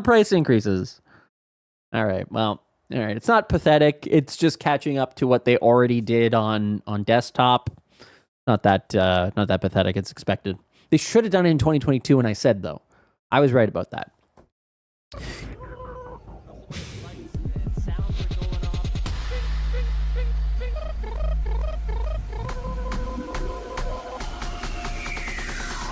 That's unfortunately not my song, though.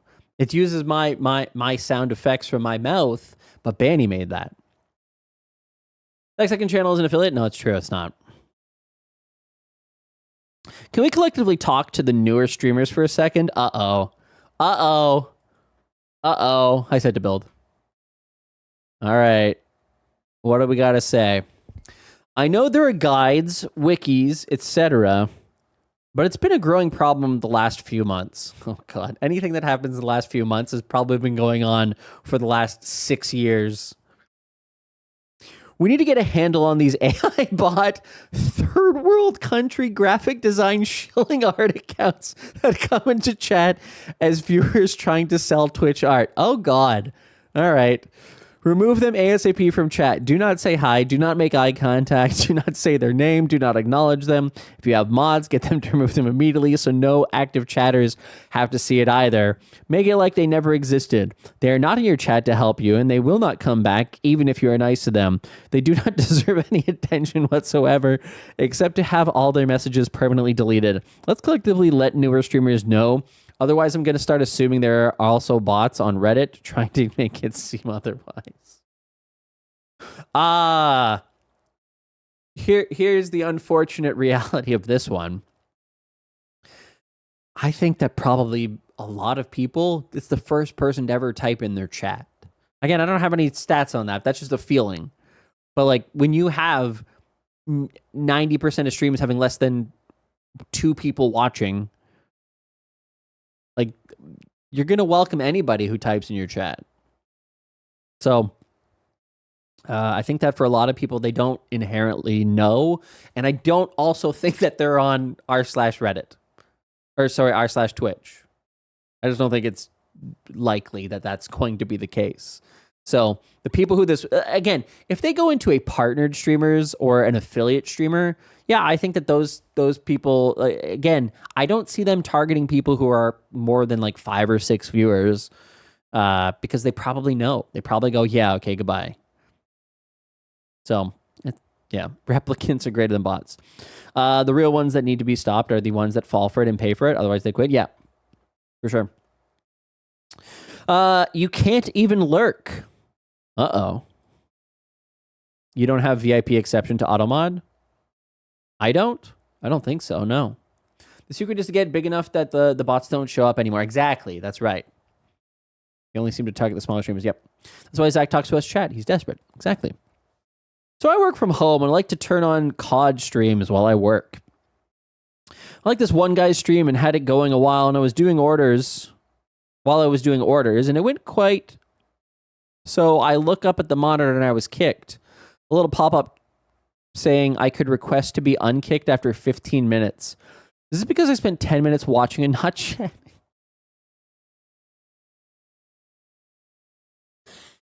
Streamers hate lurkers. Streamers hate lurkers. Where's my video? Where's my video? My video from last year.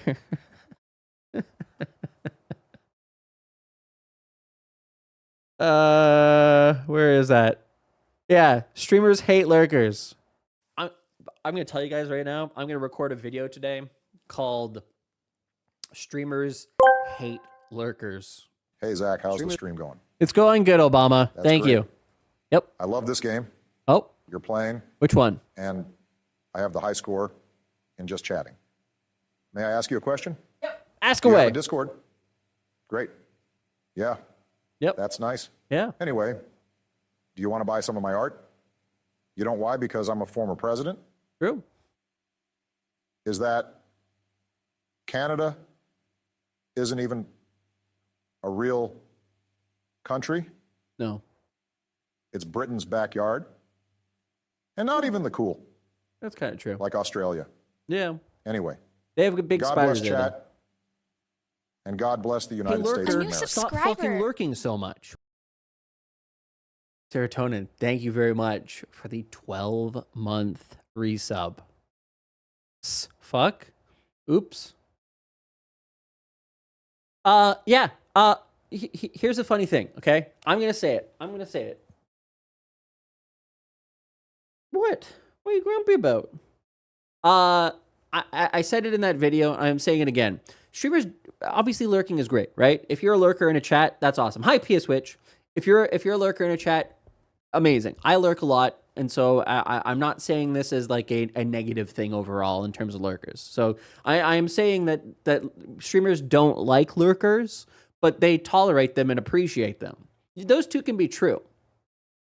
And the reason why I say that is because most streamers want people to chat.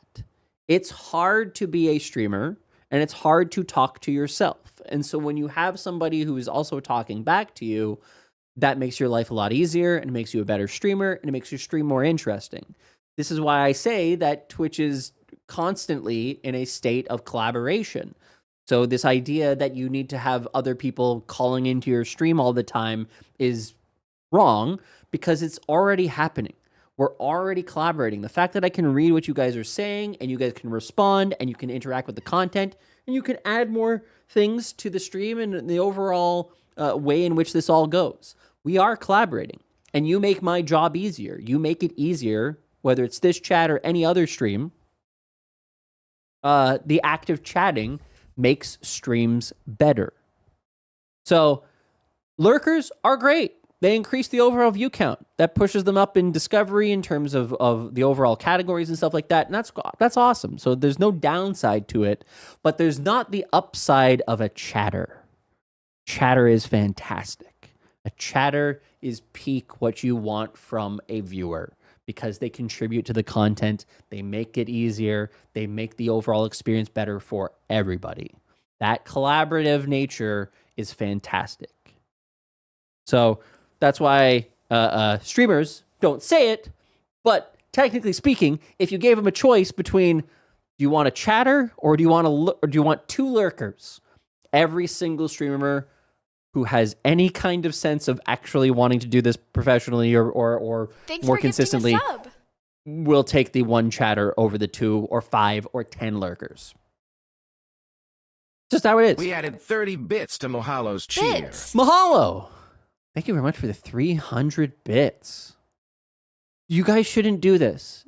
DJ Baby Berlin, stop! Don't do that. We added 30 bits to DJ Baby Berlin's cheer. Thank you for the 300 bits, but you're a DJ. I would much prefer that you keep that money. You're already being taxed at a higher amount. It's already tough. No DJs. DJs are not allowed to cheer or subscribe or anything of that nature in this stream. You have to keep your own money. Thank you, though. I appreciate you chatting or hanging out. Both of them are good. And Patricia. I think it's probably Patricia. Patricia. In any case, thank you very much for the gifted sub to Mr. Wiggle. Same rule, though. Same situation. You have a DJ badge. You can't be given subs. You are not allowed to do it. No bits, no subs. I appreciate it. But please watch yourself first. Bits. Please take care of yourself first. Like doesn't know who you are. We added 30 bits to Orius Kin's cheer. Sometimes hard to read names. Orius. Thank you. What? What happened there? Orius, thank you very much for the 300 we added bits. 30 bits and 30 bonus bits to Arius Khan's cheer. Mr. Wiggly, thank you very much for gifting a sub to Patricia. Thank you. It's fair to want to chatter over lurker, but to be angry at lurkers is wild behavior. Yeah, this is wild behavior. Yes. To ban someone for lurking is wild. This is kind of wild. Add value, Zach. Eat a spicy chip or something quick. I am not doing that. I cannot handle spice. Sriracha is where I kind of peak. That's it. After sriracha, we get into a dangerous territory of, ooh, my stomach is not going to like this. In fact, I think Zach is not going far enough and we should burn lurkers out of this stream. Lurkers are worth a few pennies of ad money. Sure, that's true. What is that emote? Why do you have a hate lurker emote? Why do you have a hate lurk? Okay. Being angry lurker is a waste of time. It is. A waste of energy. Yes, it is. It is. This is a diamond of shame for being a lurker. It's true, Gash Gang. Gash Gang, by the way, is only VIP in this chat because they were a lurker who I called out. It is true. Yeah. At the same point, you don't need to time people out or give them a warning for lurking. You guys want warnings for lurking? We can probably send out some warnings to you all if you guys want to be warned for lurking. Actually, let's do one right now. Let's find a lurker in this chat. Who hasn't spoken today? Who hasn't spoken today that I've seen speak before, at least? If they haven't spoken before, then there might be a bot, so I don't even know.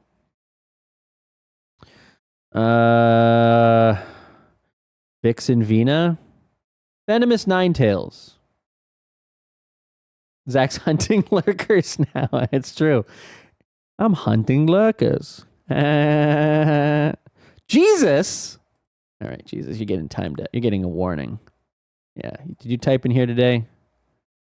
No. All right. Jesus is getting a warning. No.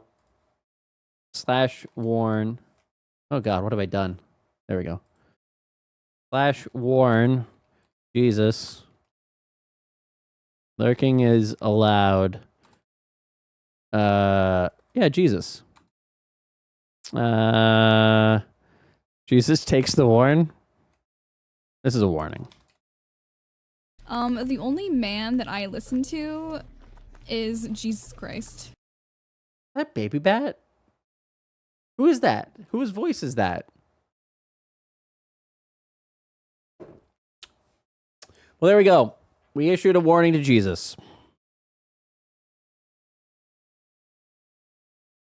Crucified alive.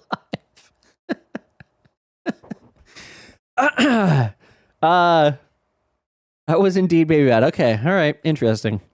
What's the one thing that instantly makes you leave a Twitch stream? Oh, here we go. Jesus better shape up and throw some emotes. Yeah, exactly. Thank you guys for the hype train again. I appreciate it. Again, DJs, that's it. You guys are cut off. Any future DJ that does anything financial in this stream will be warned. You get 3 warnings, you get a 24-hour timeout. Jesus Christ and Byron. No, never mind. That's too lenient. That's way too lenient. That's way too fucking lenient. And that almost encourages people, oh, I'm going to go against the warning. No, first time offense, 24-hour timeout. No warning. Warning. Imagine giving a warning.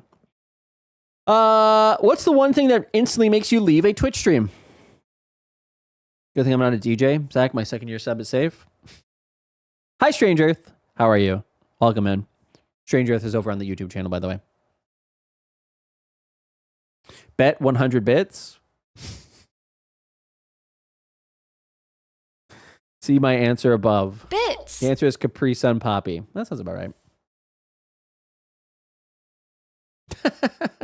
I pay my bets. Why is it doing a weird voice? Why did it do a weird accent? Time to encourage all chatters to count to 1,000. Oh, God. Salty about the split. Oh, understandable, Strange Earth. Understandable. An understandable frustration, for sure. I get you. We talked about it at the beginning of the stream, so if you do, you're on YouTube, so if you want to rewind and you watch the beginning of the stream, we talk about it a little bit deeper and go through it a little bit more. Following chat will make me leave stream. That sounds about right. Yeah, I completely agree with you on that one.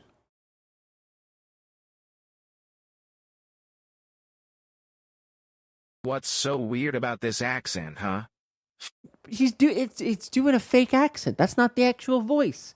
It's like throwing like a Texas twang on it. Things that make me want to leave a stream immediately. Follower only chat, sub only mode. A bad microphone. If your mic sucks, I can't. Instantly. What else? No streamer. Literally watching, like, just nobody's there. Yeah, bad mic. It's not instantly, but if I type in chat and they don't respond within 90 seconds or so, I'm out. So that's not instantly. I like when the audio is unbalanced and I can't hear them talking, even with the volumes on max. Okay, can I make a pro tip? If you want to be every streamer's savior, let them know, because a lot of times streamers don't necessarily know their own audio settings, and so they need help. Be right back. Scenes for me personally. Okay, all right. This doesn't make me leave immediately, but it does kind of make me feel bad. I don't know how to describe it, but like I'll join a stream for the first time, and like the mods will shout me out, or the streamer will shout me out. I'm just like, you don't have to do that. You don't. And I know that that's maybe a point of privilege because of people know who I am or the service that I offer to creators, but it still just kind of makes me feel just like I'm not the focus of your stream. You just do your own thing. But anyways, yeah. Hi, Kanara. Kanara, how are you? Speaking of lovely streamers. Here I am, a pillar of the community, and I love frosted Bussies. Brave adults know that frosted Bussies are the best breakfast cereal. I try not to, but I can't stop thinking about frosted Bussies. Those sweet, crispy Bussies with a splash of cold milk. What could an adult like better? I'm not ashamed to admit I have frosted Bussies for breakfast, lunch, and dinner. That's no conspiracy. Get your frosted Bussies. They're okay. We shout you out because we support your content. I know the reason why people do it. I know, and I appreciate that. It's very, very kind. But it's still just kind of like a thing of just like, you don't have to do it. I don't need to be. I'm just enjoying your content. I'm just chilling in the background. But again, it is obviously very, very kind. But and again, it's not something that makes me leave. But it just, yeah. Or here's where I feel particularly bad about it. And if I like raid with a smaller channel, so like if I'm watching somebody who has 10 or 15 viewers or whatever. Orius Khan asked me, how do you deal with annoying lurkers in the backwoods of Louisiana? Man, let me tell you, dealing with lurkers in the backwoods of Louisiana, that's a trip in itself. You got to stay calm and keep your wits about you. Sometimes these folks are just curious, like a raccoon in a trash can. Okay. But if they're getting too close for comfort, making noise usually does the trick. Clapping hands, whistling, maybe even throwing a stick. Just remember you are in their territory as much as they scare the lurkers yours. Away. Stay safe out there. Yeah, this is thank you, Ace. This is the thing I was going to say was when I raid with a streamer who was smaller into another streamer's chat. I've had it happen on too many occasions that I'll like post the same raid message as I'll like be a regular raider, and then the streamer will ignore the person who raided and they'll focus in on me because either they know who I am or they see a partner check mark or whatever. And I feel really bad about that. I always feel so guilty. So I always, depending on who we raid into, I often will not say anything. For a little bit, and then I'll join later on and be like, late lurker. Guns, how are you? Thank you so much for the raid. Guns, how are you doing? Thank you. I really do appreciate the raid. I hope you had a great stream. I hope you're digesting the overall percentage things easily. Why'd I say that weird? Thank you so much for the raid. I really do appreciate it. Welcome in everybody coming in from Gunstream. Fortunately, no music here. I am not a DJ. Ted Cruz lookalikes. How dare you, Pete? But thank you so much. I really do appreciate it. Welcome in. My name is Zach. We talk about Twitch. We talk about the streaming space. We talk about being a Twitch DJ in the sense of the business side of it as it relates to splits and legal stuff and FAQs. But yeah, and then we just talk about being a Twitch addicted viewer is what at the core, I think we all probably are. But thank you so much. I really do appreciate it. I hope you had a great stream, and it's probably later for you. So if you got other things to do, I do appreciate you coming and heading out if you have to. And yeah, thank you. Things are looking bad for us. Well, all right. Yeah, that's not exactly. That's a sentiment that just I hear too much, and I again hard to know exactly how to kind of cross that bridge. But at least you have a little bit of time. You do have a little bit of time to be able to figure that out. And as I said in my video today, and I'll continue to kind of encourage creators to look into, is alternate monetization options rather than tying it all directly into Twitch. Try to get some of that income outside of Twitch's purview so that they don't have to directly share it with the industry.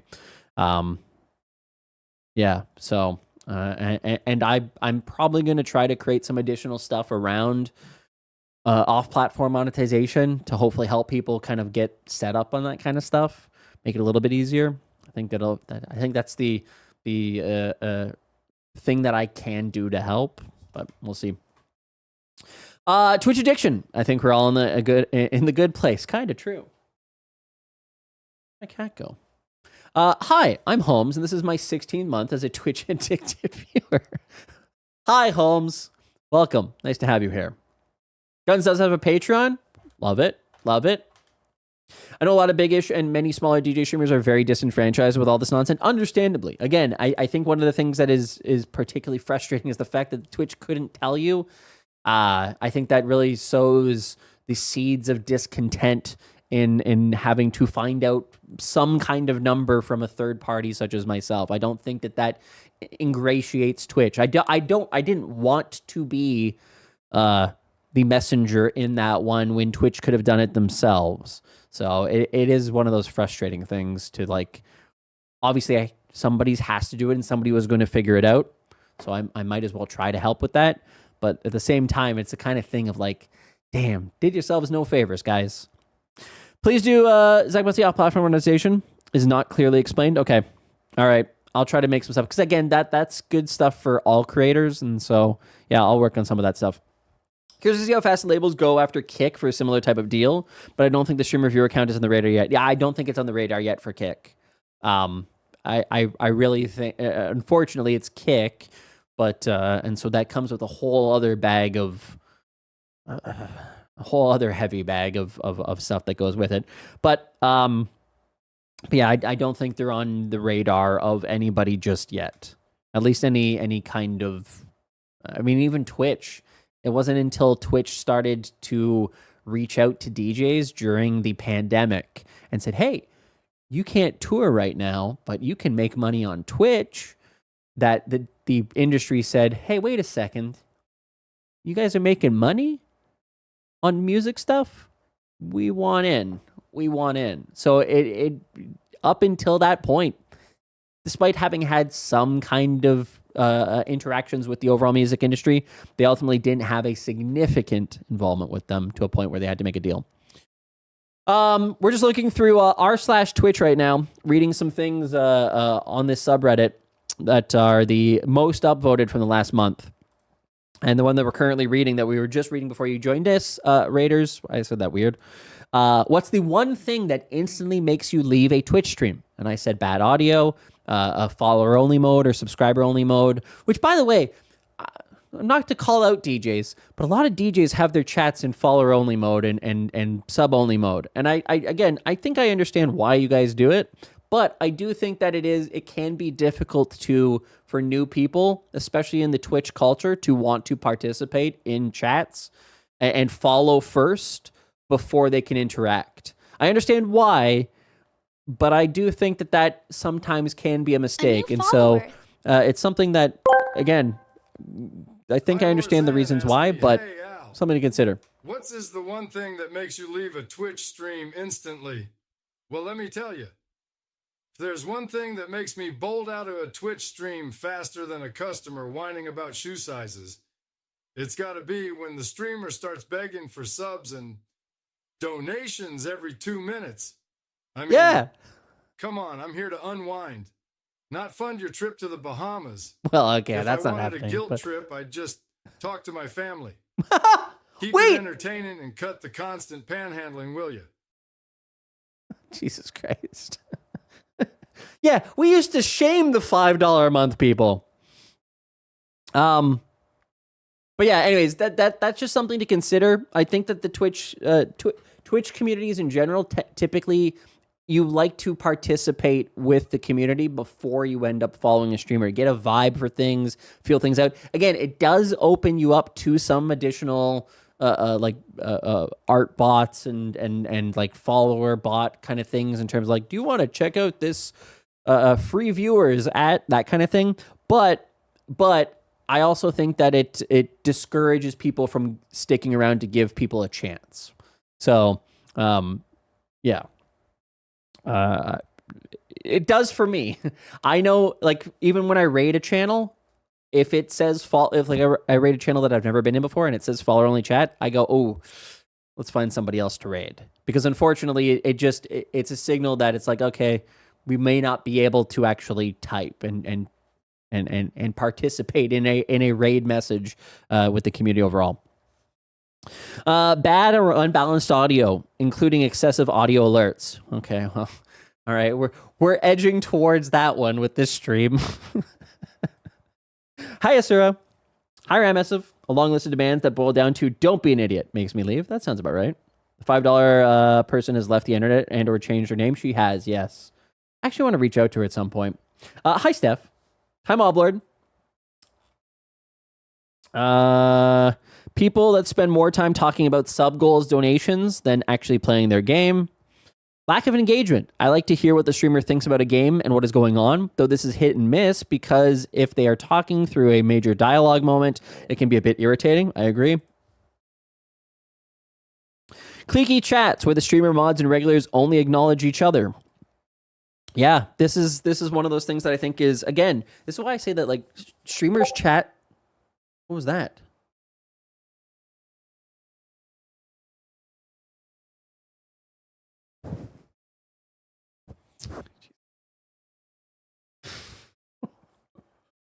God damn it, Stream Nilo.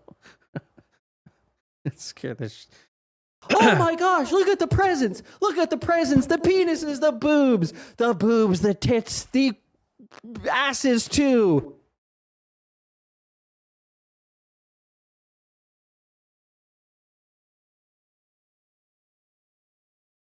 Hi, Violet.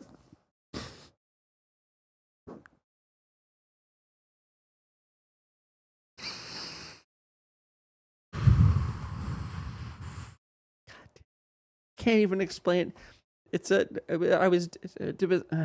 it. Okay. Ah, boy. Hype Train 83 asked me, what do you think about sub-only chat on Twitch? Oh, sub-only chat, that's just fantastic, isn't it? Nothing says community like putting up a virtual paywall. Yeah, let's exclude half the people who want to chat because they didn't cough up the dough. I'm sorry, Makes total sense. If you really want to build a loyal audience, just make them pay to even talk. Brilliant strategy. Only thing better is if they started charging for air.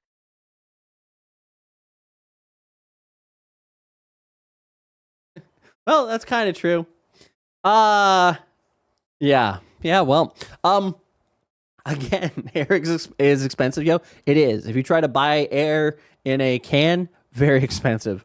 Cliquey chats. This is another thing where I think that people don't fully recognize the importance of picking good moderators for your chat. A good moderator will welcome in new people. They'll engage people in chat, especially when you're a smaller creator. As a streamer, sometimes you can't always pay attention to everything at once. A very good moderator will like welcome new people in. They'll engage people. I'm saying the same thing twice. But yeah, it is a thing that I think is particularly important, that your chat feel welcoming if you have a few people chatting. And if you don't have a few people chatting, your initial people that you do make mod of your streams are people that are contributive to the overall experience rather than wanting to be restrictive and keep things cliquey. Hi, Eights. Oh, God, Baby Bat is calling me. Hello, Baby Bat. Why did you hang up on me, Zach? I'm sorry. I had to get back to stream. Okay, a new follower. Hi, Jump Lead. Don't listen to him, Gun. Uh-oh. Jump, are you a mod? Are you a cliquey mod? Uh-oh. Is it happening? Hi, Jen. I didn't catch what that. Can you repeat? Rasmus, thanks so much for the follow. And Daffy Funk and Tornike. Thank you. Okay, next one. Again, I cannot understate the value of chat. On a platform like Twitch, chat, and it's, again, why I think that there's sometimes a forgetting of the value of chat if you're a streamer who only does collaborations, either IRL or using tools on the internet. But a chat is the foundation and the magic of community. And it's what makes Twitch feel special and stand out and develop those kind of deep connections with a bunch of random people who have nothing directly that would ever connect them in real life, that then find community in something that they're interested in based upon a streamer's community.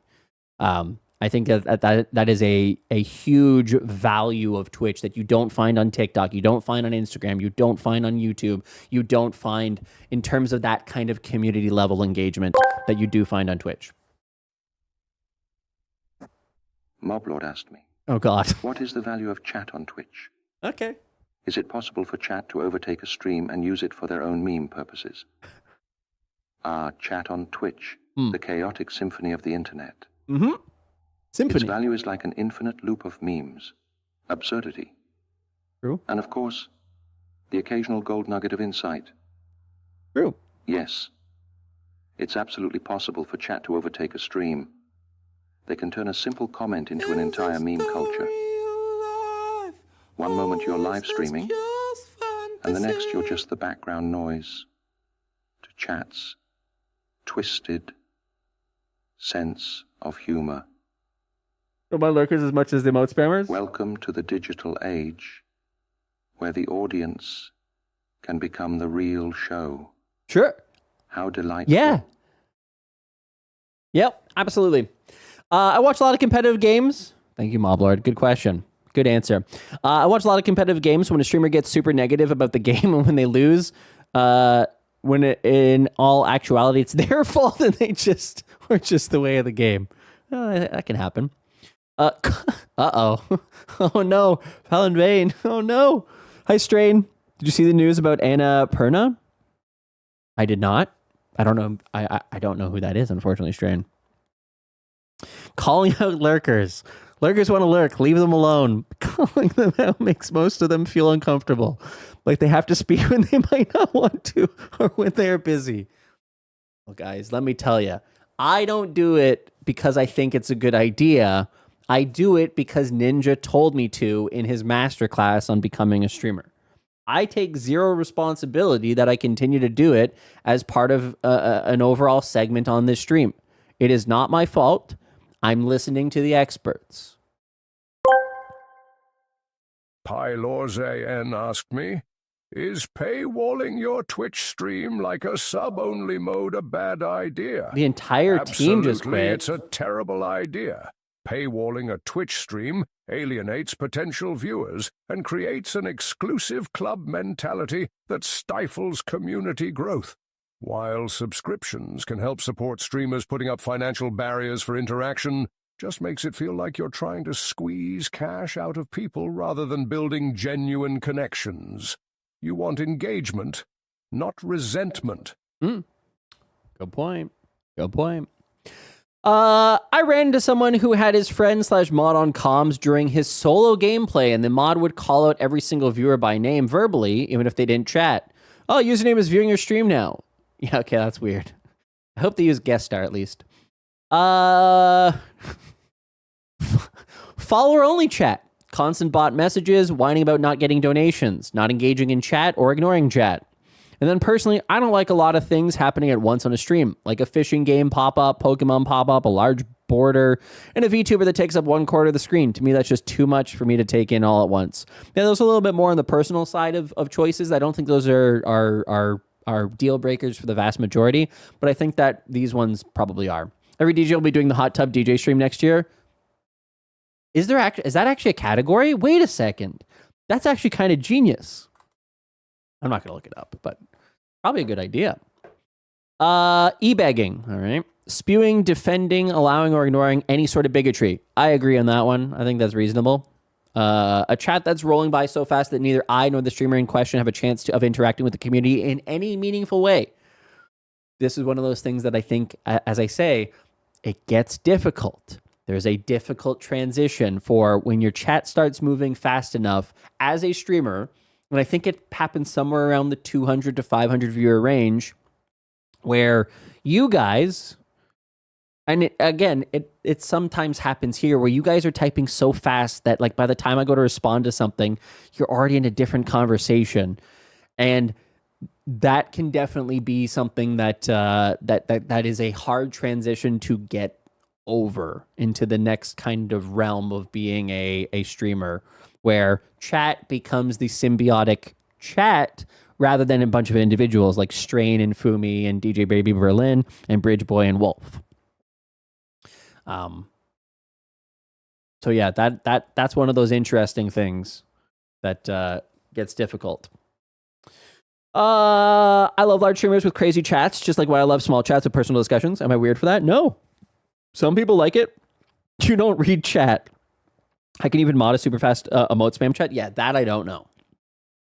But let me just catch up on chat perpetually. Yeah, chat.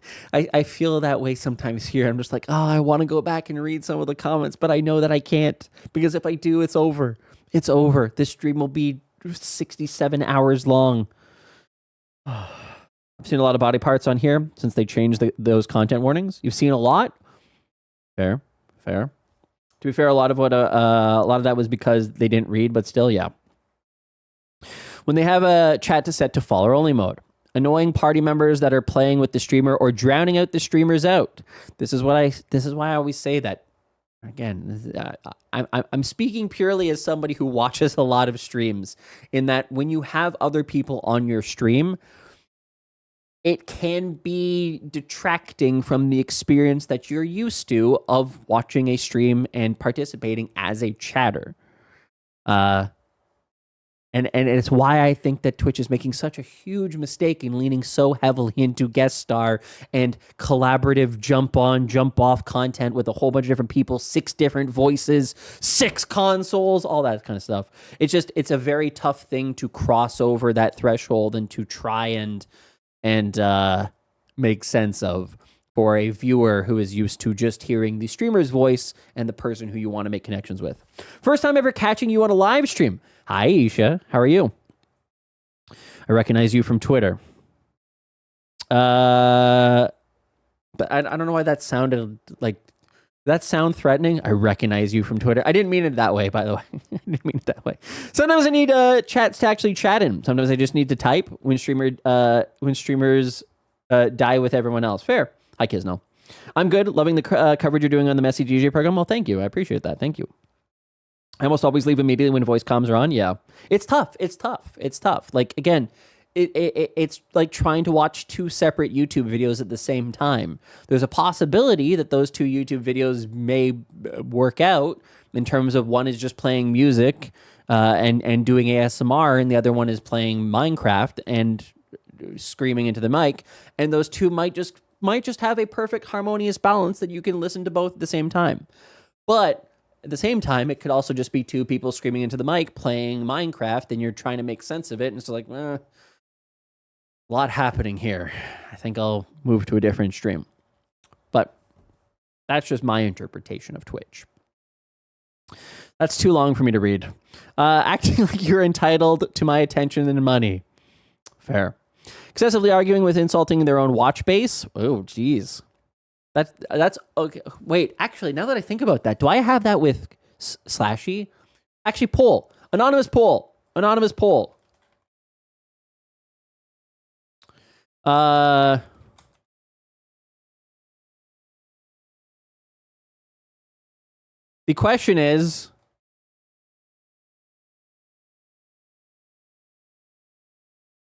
question is, whenever I get because Slashy and I, we have a and she's not here to be able to defend herself.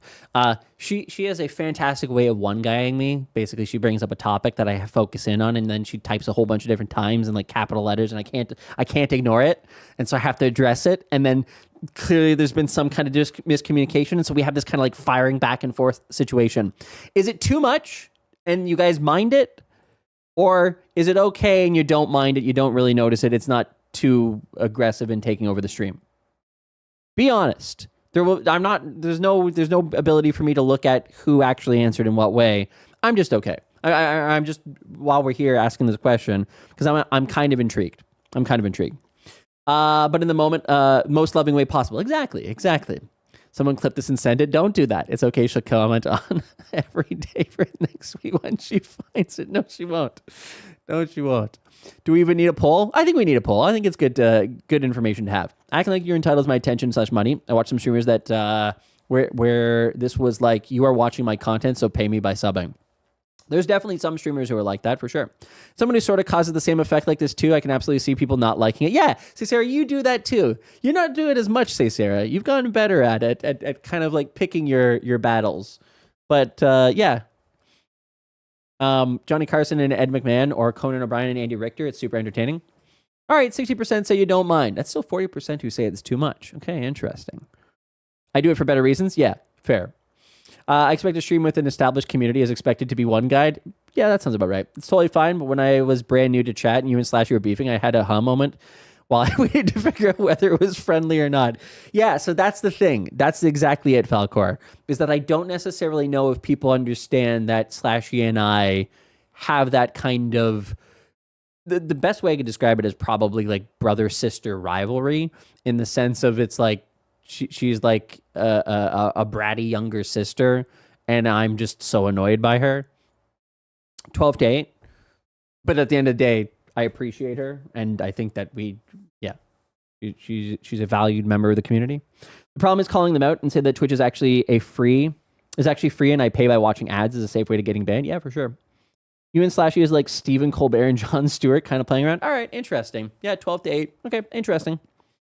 Just out of curiosity. Constant negativity. Yeah, that's one that'll take it down. Okay. Let's do one more. Oh dear. A deleted account that says, "Is this allowed?" Do I click on this? Well, whatever. If not, I'll see you guys in either 1 or 3 days. I recently streamed a Counter-Strike tournament where everyone has access to the server to spectate and do watch parties, community streams, whatever. There is a big streamer, 26.3k followers, who straight up streamed my stream, a literally one-to-one copy, as if he recorded my stream and streamed that. My face cam is on there. You can see my chat, even in my in-game overlay, which has my name, link, and logo on it. I appealed this with Twitch, but it got denied within 2 minutes, which in itself seems absolutely ridiculous. It appears he's making good money on the stream as well, as it had 18,000 views on the VOD. The streamer did not reach out at all.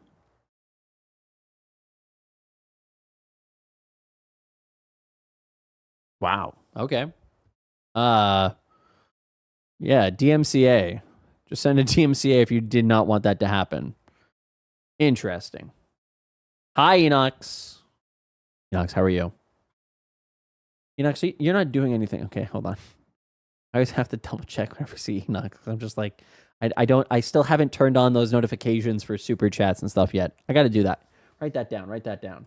Do. Super chats and membership notifications. If they're on, I have to recognize that they exist. I appealed this with Twitch, probably a report. Yeah, it's definitely a report. That probably instantly got denied because it's not something that Twitch would police in that way. It's interesting how many people misunderstand DMCA. Complaints like this are what that's made for from the perspective of a content owner. Yes. So if you have somebody who is using your content in a way that you do not approve of and did not give permission to, they are violating your content, the content that you have created. That is when you would use the DMCA to your advantage. Now, there are downsides of using the DMCA in that you do have to provide your name, address, and such in order to make that complaint. But that is what you should do. If you want to take down content that is, again, keep in mind that generally speaking, if somebody is commentating on something, then maybe it falls into the gray zone of potentially a judge would say, oh, that is in fact, you can comment on it that way. It is fair use. But that would require that you go to court to be able to determine that. So there is some legal things to know about the DMCA. But yes, typically speaking, most people who get a DMCA from you for illegally using your content will probably not fight it. They'll be like, oh, that sucks, but it's a live stream and then it's over. So yeah, fair use is a defense. Exactly, Alan. So only a judge can determine whether or not it is in fact fair use. I just didn't want to get into all of the weeds of dealing with legalities. So, yeah, I mean, it's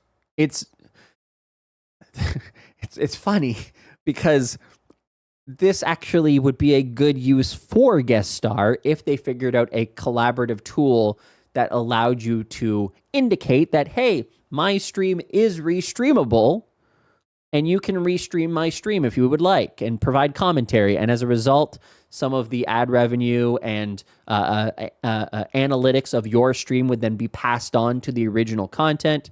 Yeah, I think there is some value there in creating something like that. But anyways, that's completely aside the point. I'm just making a separate point outside of this. But ultimately, yes, if somebody's using your content, you can take it down through DMCA. It's not going to be something that you report directly to Twitch. All right. And with that one, guys, I think we're going to wrap up for today. We will continue watching this. How do I attract a younger age group to my stream, and how do I stop? Well, why do I attract a younger... Oh, God. Oh, boy. Dr. Disrespect's looking for help. Or maybe he's not. I don't know. We'll continue looking through r/Twitch next stream. We also have to watch this video at some point. 13 years of YouTube knowledge in 46 minutes. That's obviously a long video, but we do have to get through it at some point.